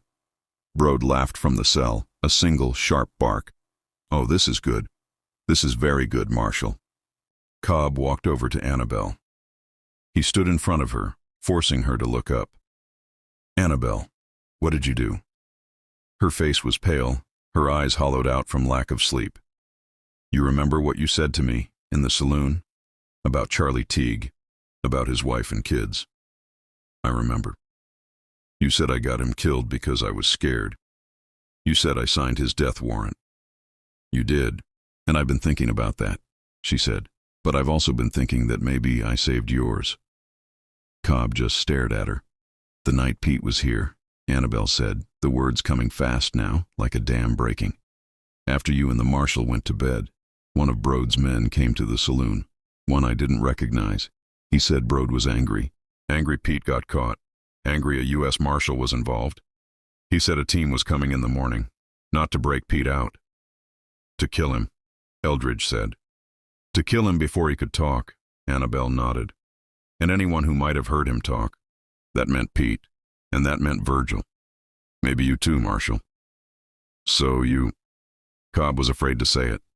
"So I waited. I watched Doc Quarles drink himself to sleep in your chair. I took the key from your belt. You never even stirred." "You hit me," Cobb said. The realization hit him like a physical blow. My head. I hit you, Annabelle said, with a whiskey bottle. Hard enough to make it look real. Hard enough to keep you down while I got Pete out. But not hard enough to kill you. Not like they would have done. Seaboot sat on the desk. He didn't seem to have the strength to stand. You let Pete go. I gave him a horse and a canteen. I told him Brode's men were coming to kill him and to ride until he couldn't to ride anymore. I told him if he ever came back, I'd kill him myself. Where? Eldridge's voice cut through the confession. Where did you tell him to go? Why? Because he's a material witness, and I'm not letting him go. Brode's voice came from the cell again, amused. She's not going to tell you, Marshal. She just saved your man Cobb's life. She's not going to give up the man she saved him with. Annabelle looked at Brode, her eyes filled with a pure, cold hatred that startled Eldridge. The old mission, she said, her voice clear. 20 miles east in the canyon. He said he'd hide there until he knew it was safe. Brode's smile vanished. He gripped the bars. You stupid woman. You've killed him. No, Annabelle said, standing up. I just told the marshal where to find him. What he does next is his business, not mine. Eldridge picked up his rifle and his gun belt. He looked at Cobb, who was still sitting on the desk, staring at the floor, a man undone. You still resigning? Eldridge asked. Cobb didn't move for a long count. He looked at his hands, at the bloodstain on the floor, at Brode watching him from the cell. Then he pushed himself off the desk, walked over, and picked up his own gun belt. He strapped it on, his movements slow, deliberate. After, Cobb said, after we find Pete. The sun was a red smear in the west, bleeding into the dust. 20 miles of hard riding had left Eldridge Sample's horse breathing heavy and his own back feeling like a board. Beside him, Virgil Cobb hadn't said more than 10 words since they left Presidio Station. He rode slumped, a man carrying more than his own weight, his eyes fixed on the horizon. You quiet, Eldridge said. Cobb's gaze didn't move. Just thinking. About the money? About her. Cobb's voice was rough, hitting me with a bottle to save my life. He shook his head, a small, jerky motion. She should have let them come. Then you'd be dead, Eldridge said. At least I'd be clean. Nobody's clean, Sheriff. They're just uncaught. Cobb finally looked at him, the fading light catching the anger and shame in his eyes. That's what Brode said. That's what you all say. Makes it easy to be dirty, don't it? When you figure everyone else is too. It just makes it true, Eldridge said. They rode on. The land turned broken, all rock and shadow and thorny brush. Eldridge tasted the alkali dust on his teeth. He didn't like this. He didn't like Annabelle's confession. It was too neat, too convenient. A woman who'd lied for 2 years suddenly telling the truth out of spite. Or maybe she'd just changed which lie she was telling. Maybe she and Pete were partners. Maybe this mission wasn't a hideout, but a trap. He saw it first, a dark shape against the cliffs. The bell tower of the old mission, a black finger pointing at a sky full of stars. The walls were adobe, melting back into the earth. Eldridge pulled up, dismounted, and unslung his rifle. He'll have the high ground, Eldridge said. Bell tower, maybe the roof. I'll go in through the chapel. You circle around, cover the back where the horses would be. Anything moves, you shoot it. Cobb nodded, pulling his own Winchester from its scabbard. His hands were shaking. He gripped the rifle stock until his knuckles went white. Sheriff. Cobb looked at him. Don't think, Eldridge said. Just do. Eldridge moved through the shadows of a collapsed outer wall, his boots silent on the packed dirt. The place smelled like bats and dry rot and something else. Smoke. A small fire, burning mesquite. He reached the main chapel entrance. It was a black hole, an arched doorway with no door. He listened, nothing but the wind moving through the rafters. He stepped inside.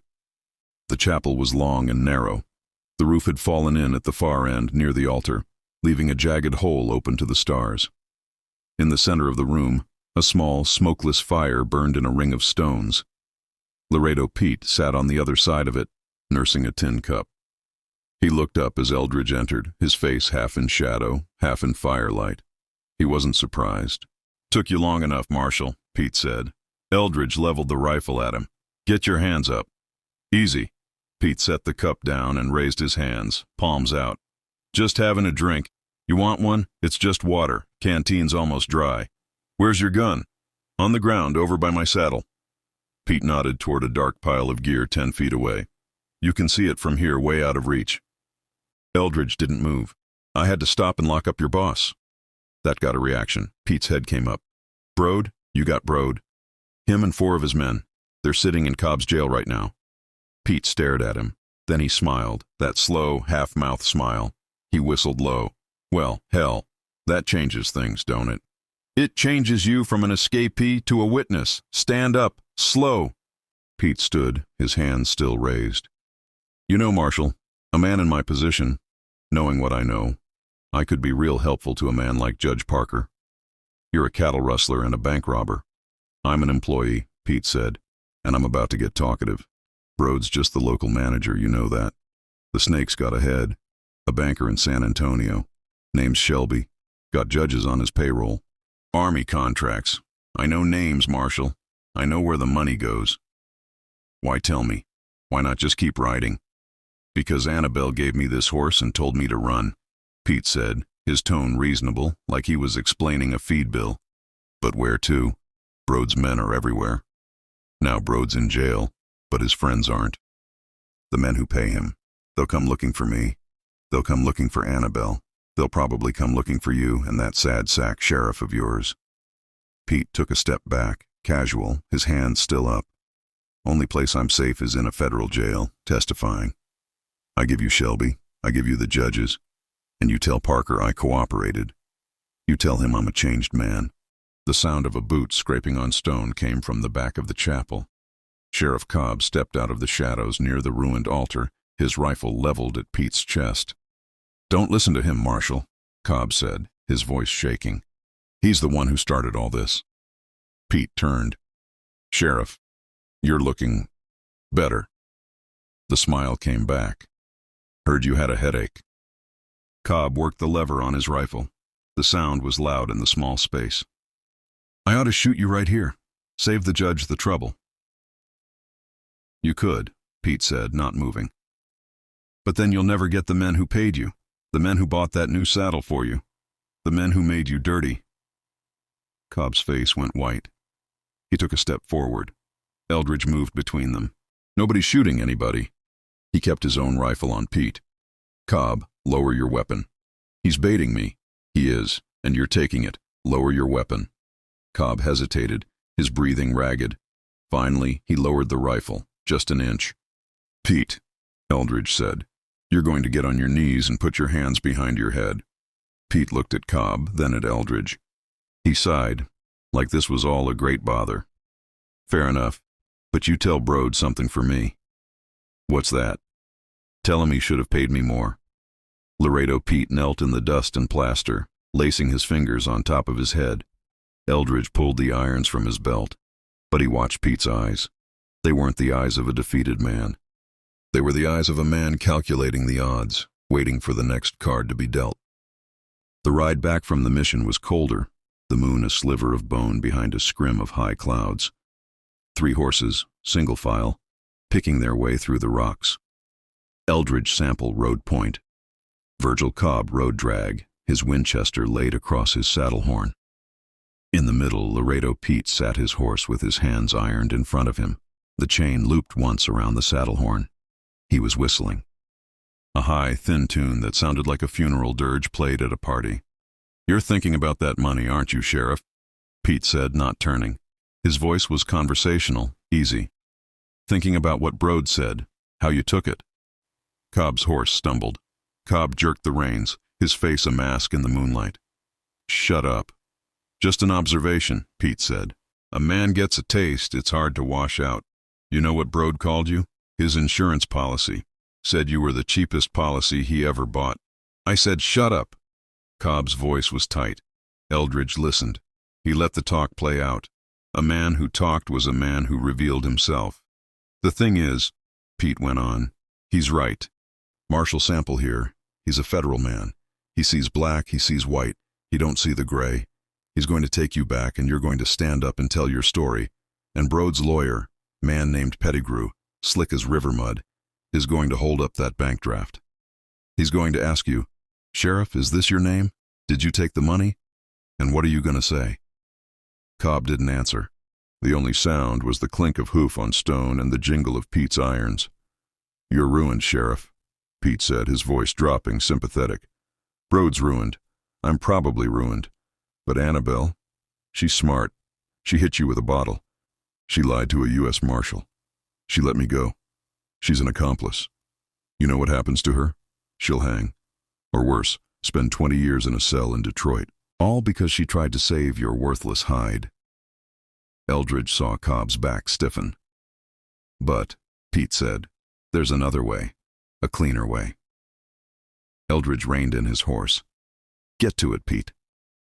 Pete stopped, turned his horse sideways so he could look at both men. His face was earnest in the poor light. You let me go, Marshal. Right here. You ride back to Presidio Station. You got Brode. You got his men. You got Annabelle's testimony. You got enough to hang him 10 times over. You don't need me. I need you to tie Brode to Shelby, Eldridge said, to the banker. I'll write it down for you, Pete said, like he was offering to share a map. Every name, every date. I'll give you the whole damn thing. My sworn testimony. And then I disappear. You pin everything on Brode, the man you caught. You leave me out of it. You leave Annabelle out of it. And you let Sheriff Cobb here walk away. He resigns, moves on. Nobody ever has to know about that $200. You're offering me a deal, Eldridge said. I'm offering you a clean win. You get the man you came for. Cobb saves his skin. Annabelle stays free. Everybody gets what they want. What do you get? I get to live, Pete said simply. Because you take me to Fort Smith, Marshal, I'll never make it to the trial. Brode's friends, Shelby's men, they'll have a man in that jail with a knife inside an hour. I'm a dead man if I ride with you. You know I am. Eldridge looked at Cobb. The sheriff was staring at Pete, his face unreadable. He was thinking about it. He was weighing his badge against his life, weighing Annabelle's freedom against the law. No deal, Eldridge said. Pete's smile was gone. You're a fool, Marshal. You're not just sentencing me, you're sentencing him. And her. Get riding, Eldridge said. He nudged his horse forward. Pete sat there for a moment. Then he sighed, turned his horse, and fell back in line. They rode for another hour. The silence was heavier now. Cobb rode with his head down. They came to a shallow creek, the water silver in the dark. We'll water them, Eldridge said. He dismounted, pulling his rifle. He watched Cobb get off his horse, his movements stiff. Stay with him, Sheriff. Eldridge led his own horse to the water. He knelt, checking the animal's foreleg. Laredo Pete swung down from his saddle. The chain on his irons was still looped on the horn. Cobb stood 10 feet away, holding his rifle, watching Pete. She'll hate you for this, you know, Pete said, his voice low, not meant for Eldridge. You dragging her into your own ruin. Cobb's hand, the one on the rifle's stock, was shaking again. She saved your life, Virgil, Pete said, using his first name. It sounded like a violation. And you're going to let this federal man send her to prison for it. All you had to do was say yes. He said no, Cobb stammered. But you didn't, Pete whispered. You thought about it. You wanted to. Pete bent down, pretending to check his boot. In one fluid motion, his hands, now free of the irons, shot out. He'd palmed a sliver of rock back at the mission, worked the pin on one of the cuffs until it was loose. He didn't go for Eldridge. He went for Cobb. He lunged low, under the rifle barrel, driving his shoulder into Cobb's gut. The rifle discharged into the air, a deafening crack that sent the horses rearing. Cobb went down hard, the wind knocked out of him. Pete was on him, a blur of motion, his hand grabbing for the pistol on Cobb's hip. Eldridge raised his own rifle, but they were tangled, rolling in the shallow water. He couldn't get a clear shot. Cobb! He yelled. Pete had the pistol. He was trying to bring it up, to wrench it free from the holster, his knee driving into Cobb's chest. But Cobb wasn't the man he was 3 days ago. He wasn't the man who'd taken the money, who'd looked the other way. He was the man who'd been hit with a bottle, who'd faced down Brode, who'd seen his own shame and lived with it. He roared, a sound of pure rage, and drove his own hand up, catching Pete's wrist. He didn't try to fight for the gun. He drove his other hand, balled into a fist, straight into Pete's throat. Pete gagged, his grip loosening. Cobb heaved, rolling them over, and slammed Pete's head against a rock in the creek bed. The fight was over in a second. When Eldridge waded over, rifle ready, it was done. Sheriff Virgil Cobb was on his knees, breathing in great, ragged gasps. Laredo Pete lay half in the water, his eyes closed, his face slack. He was breathing. Cobb's pistol was still in its holster. Cobb looked at his own hands, bloody and shaking. Then at Pete, then at Eldridge. He pushed himself to his feet, water dripping from his clothes. He walked over to Pete, pulled the outlaw's hands behind his back, and expertly snapped the open iron back onto Pete's wrist. He yanked it tight. Then he grabbed Pete by the collar and hauled him, sputtering, out of the water. He threw him onto the bank like a sack of feed. "Get on your horse," Cobb said. His voice was raw, but it didn't shake. Pete, clutching his throat, just stared at him. "I said," Cobb said, drawing his pistol. "Get on your horse." Eldridge Sample just watched. He didn't say a word. He just watched Virgil Cobb, a man who'd finally made his choice, put his prisoner on his horse, and get back to the business of being the law. It was almost dawn when they rode back into Presidio Station. 3 horses moving slow. This time, Laredo Pete wasn't whistling. He was slumped in the saddle, his throat purpled where Cobb's fist had met it, his wrists ironed so tight the skin was white. He'd tried one more time to talk, something about a deal, and Cobb had just looked at him. Pete had stayed quiet after that. Eldridge Sample rode point, his eyes on the town. It looked the same. Dusty, quiet, shuttered, but it felt different. The air was cleaner. Virgil Cobb rode drag. He didn't look like a man who'd been beaten, bribed, and betrayed. He looked like a man who had just finished a long day's work and was tired, but not broken. They stopped in front of the jail. The street was empty. Eldridge dismounted. "Sheriff, watch him." He walked into the jail. The lamp was burning low. One of Brode's wounded men was asleep, snoring. Colonel Terrence Brode was not. He was sitting on his cot, watching the door. He'd heard the horses. "You find him?" Brode asked. He sounded hopeful.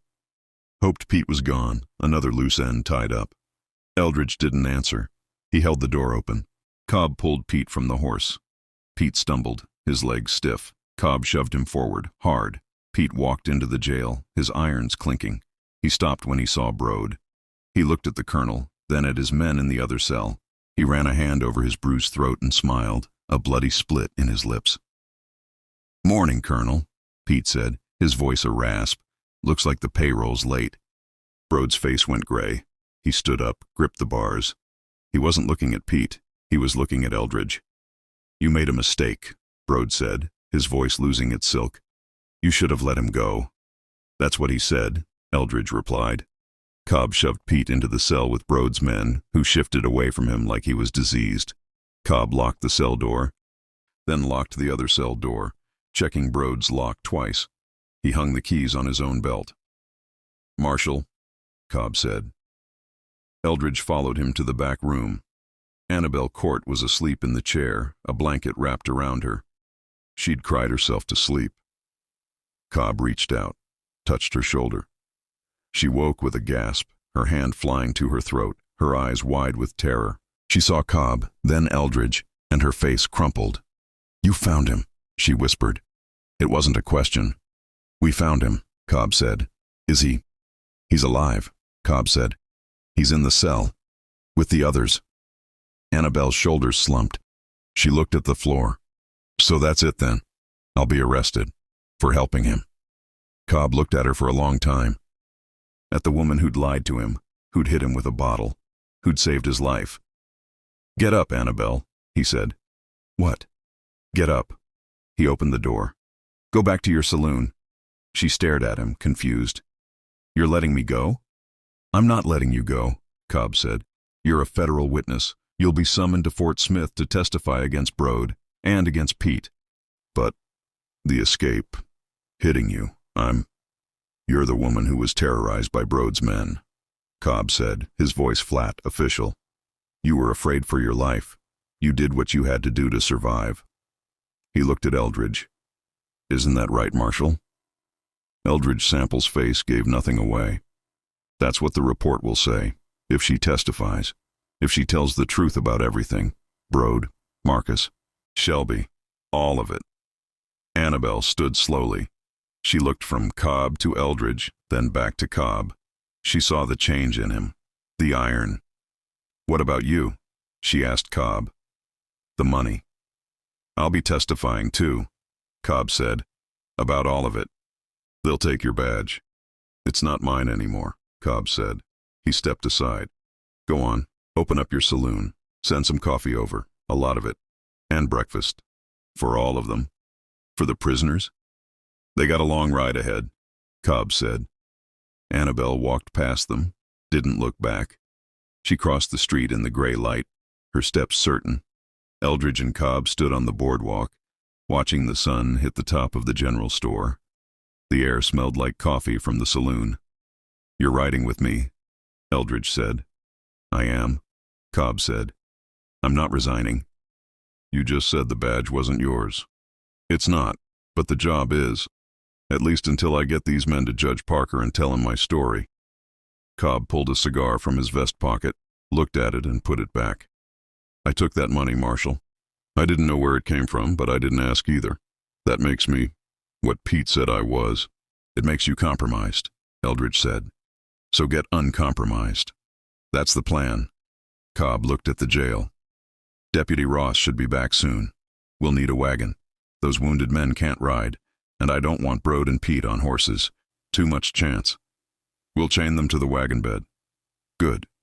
They stood there, 2 men with a jail full of murderers and thieves, a town full of secrets, and a 5-day ride in front of them. "Virgil," Eldridge said. Cobb looked at him. "You did good, back at the creek." Cobb just nodded. He wasn't a man who needed praise, not anymore. He pushed open the jail door and went inside, the jingle of his keys loud in the morning air. He had work to do. Deputy Ross got back at noon, his horse lathered. He'd ridden 20 miles, found a telegraph wire at a railroad stop, and sent his message. He came back with a rented wagon, a heavy-duty freight bed pulled by 2 mules, and a kid who looked about 16, holding a shotgun. "This is Ben," Ross said. "He's watching the team. Figured we'd need every gun we had facing the other way." Eldridge Sample just nodded.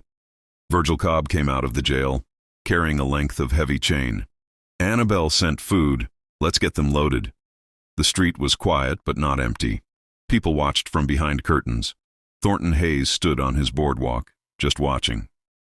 Raymond Suggs was shoeing a horse, the hammer ringing, but his eyes kept flicking to the jail. They brought the wounded men out first, one by one. They groaned as Ross and Cobb manacled their good ankles to the chain, which was bolted to the wagon bed. Then came Laredo Pete. He squinted in the sun, his throat a map of purple bruises. He looked at the wagon, at the mules, at the kid with the shotgun. He didn't look at Cobb. "No cushions?" Pete said, his voice a rasp. "Poor service." "Get in," Cobb said. They chained him next to the others. He settled back against the wagon's side, comfortable as a man in his own parlor. Finally, Colonel Terence Brode. He walked out, his suit stained with dirt and dried blood, his face tight with a fury that had curdled. He looked at the wagon, at Pete, at the townspeople watching his humiliation. "You'll all hang for this," Brode said, his voice low. "When my lawyers get here, you, Cobb, you especially." "Get in the wagon, Colonel," Cobb said, his voice flat. He'd heard it all before. They chained Brode at the front of the wagon bed, separate from the others. Eldridge mounted up. He looked at Cobb and Ross. "Cobb, you ride left. Ross, you ride right. I'll take the lead. Kid stays on the wagon. We shoot any man who stands up without permission. We shoot any man who tries to get out. We shoot any rider who gets within 50 yards without being told. Clear?" Ross nodded. Cobb chambered a round into his Winchester. "Clear," Cobb said. The wagon lurched forward, the mules straining. The sound of the wheels on the hard-packed caliche was the only noise in town. They rode east. For the first 5 miles, nobody spoke. The only sounds were the creak of the wagon, the jingle of harness, and the groans of the wounded man who'd been shot in the leg. Laredo Pete broke the silence. "You know, Colonel," Pete said, loud enough for the guards to hear. "You made one mistake, one big one." Brode stared straight ahead, his back rigid. "You should have paid me more," Pete said. "A man does dirty work. He expects a bonus. You kept treating me like hired help, like one of these sad sacks." He nudged the man next to him, who moaned. "Shut your mouth, Pete," Brode said. "Or what? You'll have me killed? You tried that. You'll fire me? I quit." Pete shifted against his chains. "You're done, Colonel. You know who's not done? Shelby, the banker. He's sitting in San Antonio right now, counting his money. Your money, my money. And you know what he's going to do? He's going to write you off as a loss and hire a new man. Maybe he'll hire me." Brode turned, his face purple. He lunged at Pete as far as his chain would allow. It wasn't far. He just jerked hard against the bolt, his manacles rattling. Eldridge reined in, his rifle coming up. "Next man who moves, I put a bullet in his knee." Brode eased back, breathing hard. He straightened his ruined vest. Pete just smiled. "Tender spot, huh? He'll forget all about you, Colonel, but they'll remember me. I'm the one who's going to testify. I'm the one who's going to give Judge Parker the whole map. Shelby, the judges, the army men. I'm going to sing like a canary, all for a smaller cage." "You're a rat," Brode spat. "I'm a businessman," Pete said. "Same as you, just better at knowing when to sell." Eldridge looked at Cobb. The sheriff was watching the prisoners, his face calm. He'd heard the names, Shelby, the judges, but he wasn't compromised anymore. He was just a man doing a job. "Heard you took Brode's money, Sheriff," Pete called out. Cobb didn't look at him. He just kept his horse steady, his eyes on the horizon. "Heard it was $200, Pete said louder. "Cheap price for a man's soul. You think Annabelle will visit you in prison? Or will you and the Colonel be bunkmates?" Cobb rode on. "He's not listening, Pete," Eldridge said, letting his horse drop back. "He's done listening to you. So am I." Pete's smile faded. He'd lost his audience. He leaned his head back against the wood and closed his eyes, calculating. They made camp that night in a dry wash, wagon in the center, horses picketed. They chained the prisoners to the wagon wheels. Eldridge took first watch, walking the perimeter. Cobb sat by the fire, drinking coffee. "You let him talk," Eldridge said. "Heard what he had to say," Cobb said. "He's right, about the lawyers. About what they'll ask me. You'll tell the truth." "I will." Cobb sipped his coffee. "It's a funny thing. For 6 years I was scared. Scared of losing my job, scared of being found out, scared of men like Brode. Now I am riding to Fort Smith to tell a federal judge I am a fool who took bribe money, and I ain't scared at all." "You're not a fool," Eldridge said. "I was, but I'm not anymore." Cobb looked over at the wagon, where the prisoners were dark shapes in the firelight. "Pete's planning something." Eldridge nodded. "I know. He's too quiet now. He tried to rile me, tried to rile Brode. Now he's just watching. He's waiting for a chance. He won't get one." "He thinks he will," Cobb said. He stood up, tossed the rest of his coffee into the fire. "I'll take the next watch." "You get some sleep, Marshal." Eldridge looked at Cobb. The man's shoulders were back. He wasn't asking. He was stating a fact. "All right, Sheriff," Eldridge said. 2 hours.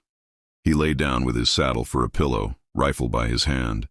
He closed his eyes, but he didn't sleep. He listened to the sounds of the night, the scrape of Cobb's boots on the gravel, and the silence from the wagon where Laredo Pete was calculating his next move.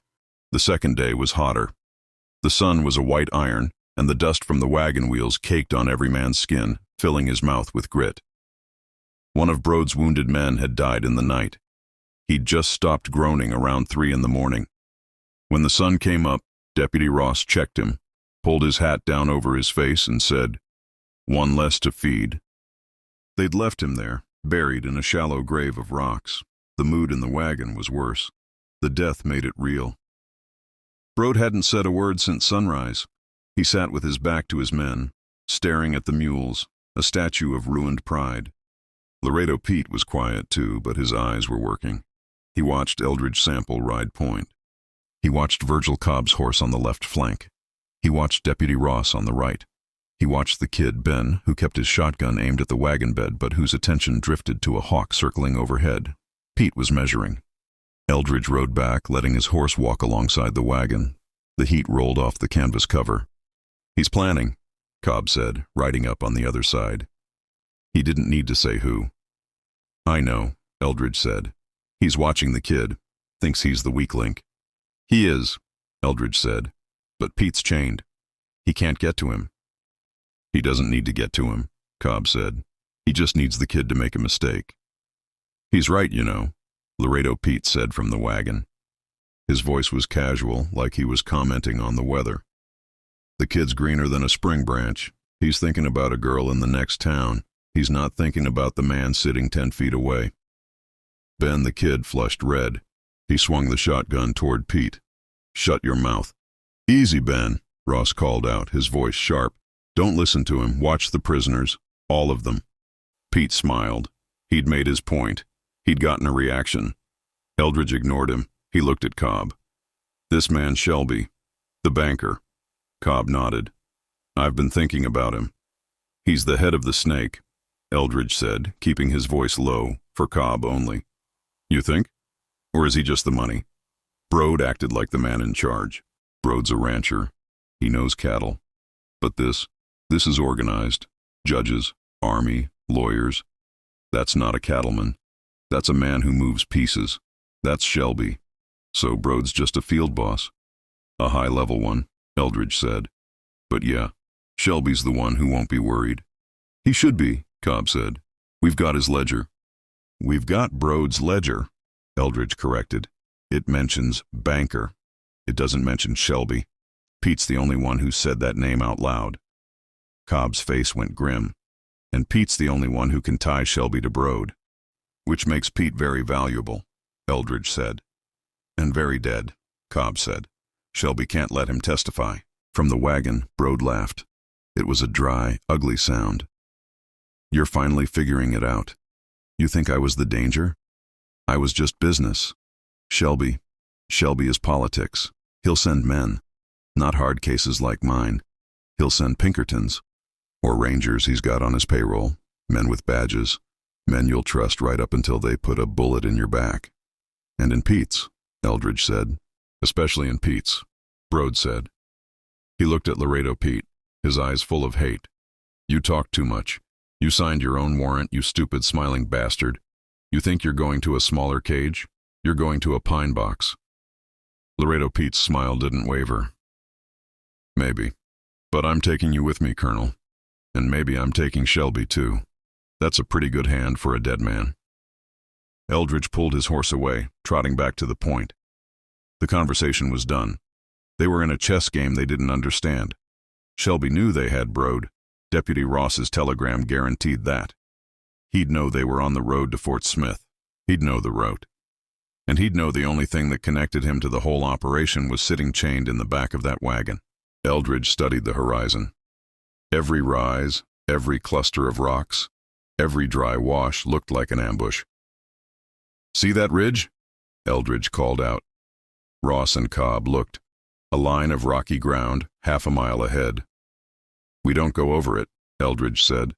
"We go around it, to the south. It'll add an hour, but it's open ground." "Good call," Ross said.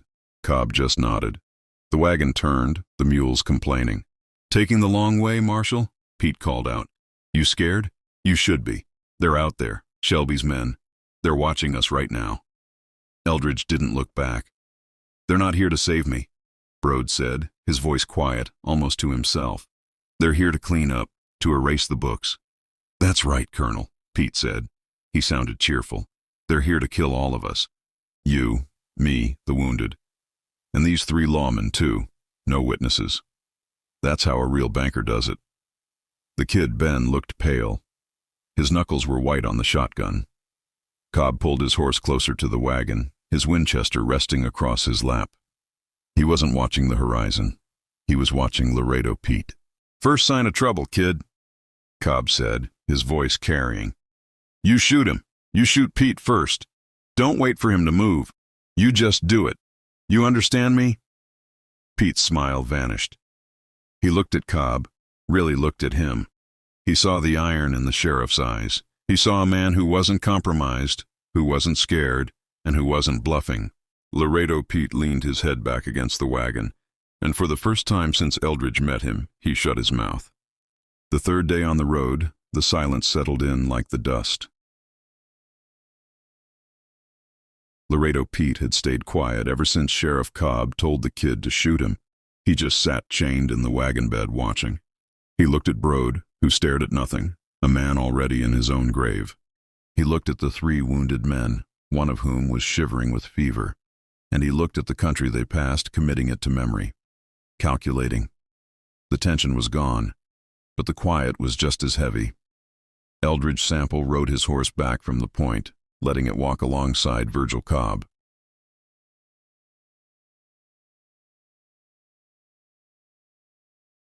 "Not since yesterday," Cobb said. "He's thinking. That's when he's dangerous." "He's chained," Cobb said. "He's not dangerous. He's just information." Eldridge rode a few yards in silence. The wagon creaked. Deputy Ross on the far side waved a hand to swat a horsefly. "After Fort Smith," Eldridge said. "What then?" Cobb didn't look at him. He watched the horizon. "Not this.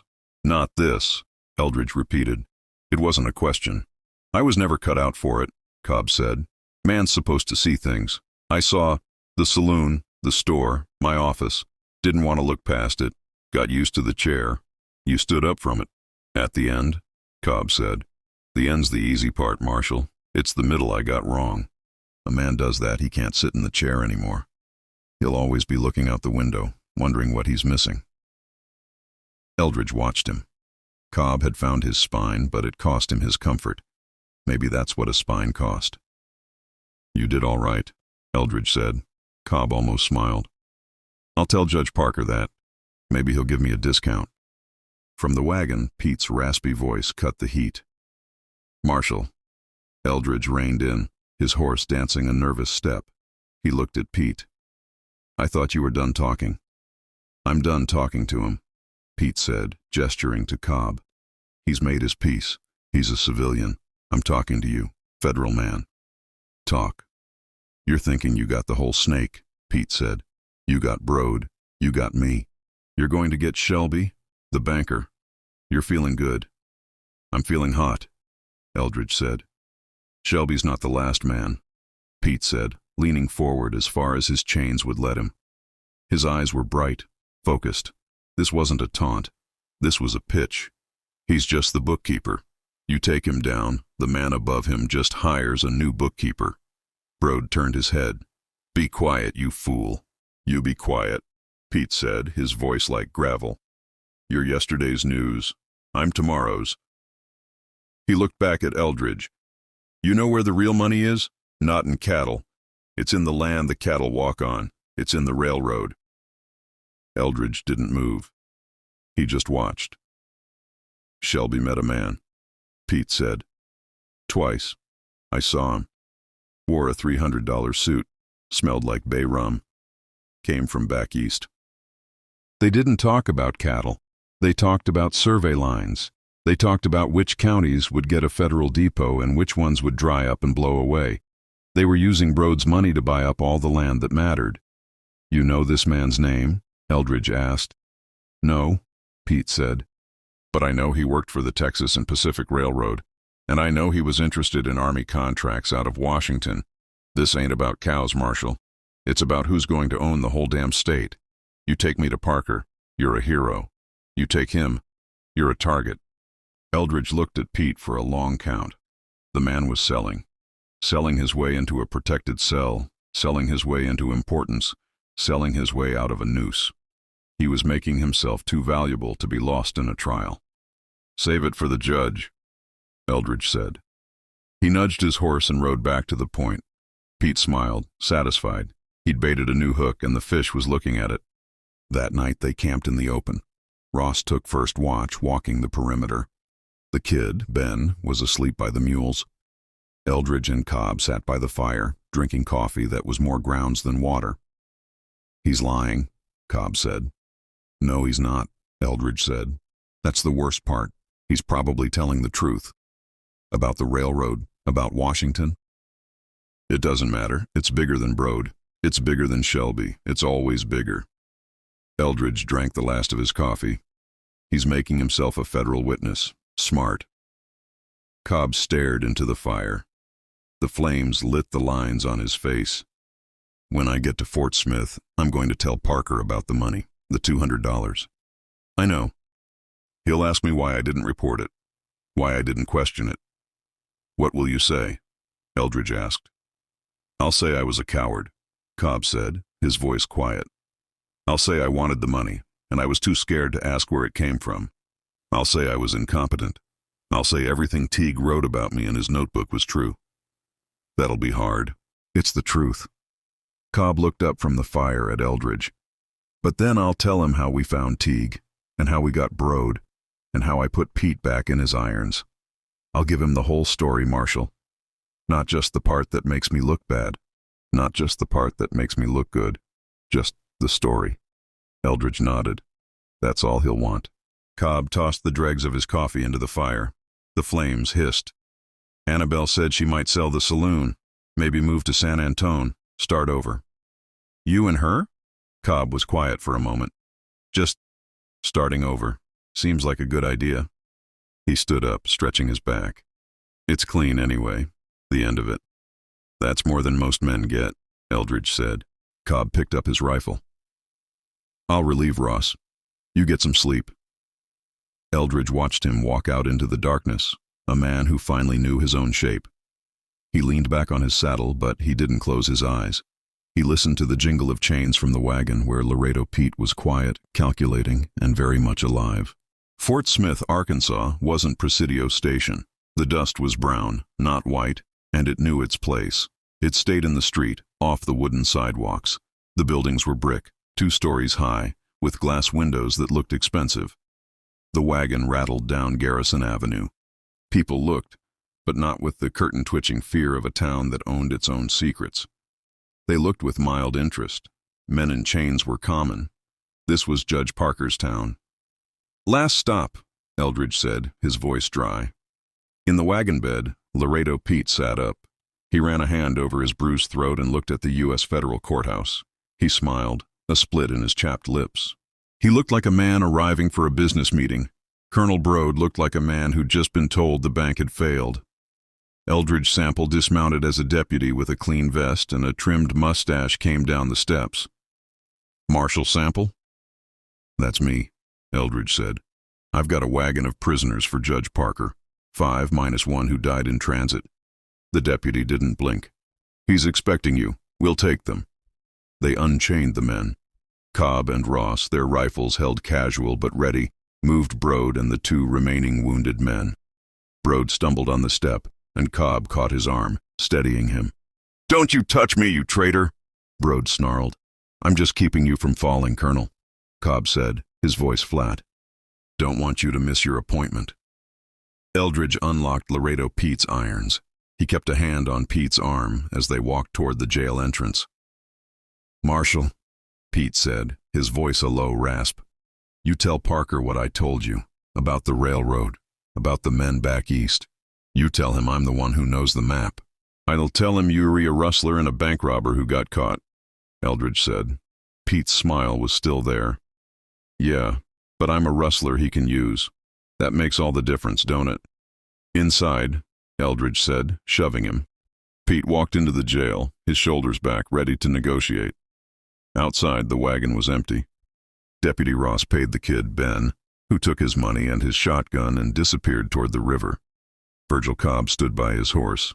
He'd pumped water at the jail trough, washing the last 5 days from his face. He looked older, but his hands were steady. Well, Cobb said. Eldridge nodded, tying his own horse to the rail. You'll testify? I will. Cobb checked his saddlebags. I'll tell them about the $200. I'll tell them about Annabelle hitting me with the bottle. I'll tell them the whole story, just like I said. Parker's fair, Eldridge said, but he's not soft. I'm not looking for soft. Cobb untied his reins. "After, I'm heading back to Presidio. Sell my office. Pack my things." "San Antonio?" Eldridge asked. Cobb was quiet for a moment, looking at his horse's mane. "Might be. Heard Annabelle might sell the saloon. A person could start over there." He looked at Eldridge, his eyes clear. He held out his hand. "Marshal." Eldridge took it. The grip was firm. "Sheriff." Cobb put his foot in the stirrup and mounted. He didn't look back at the courthouse, at the jail, at the end of his life's work. He turned his horse south, back toward Texas, and rode out of town at a steady walk. Eldridge Sample stood on the sidewalk and watched him go. He thought about Cobb, the lawman who'd taken bribe money without asking, who'd been beaten by a woman, and who was now riding off to tell the truth, knowing it would cost him everything. He thought about Pete, inside, already working the angles, trading his skin for bigger skins. The outlaw. The line between the two, Eldridge figured, was just a matter of who you were selling to, and when you decided to stop. He went inside the marshal's office. The air smelled like stale cigars and ink. A clerk with a green eyeshade didn't look up from his ledger. "Sample," Eldridge said. The clerk found a folder. "Right, you're done here." He pulled a piece of paper from a different stack. A telegram. "Got a wire for you. U.S. Attorney in Denver. Needs a man to transport a witness from the Silver Camps. Seems the witness is difficult." Eldridge took the paper. He folded it once and put it in his vest pocket. He walked outside into the afternoon sun. He went to the stable, got his horse, and rode north. The work didn't end.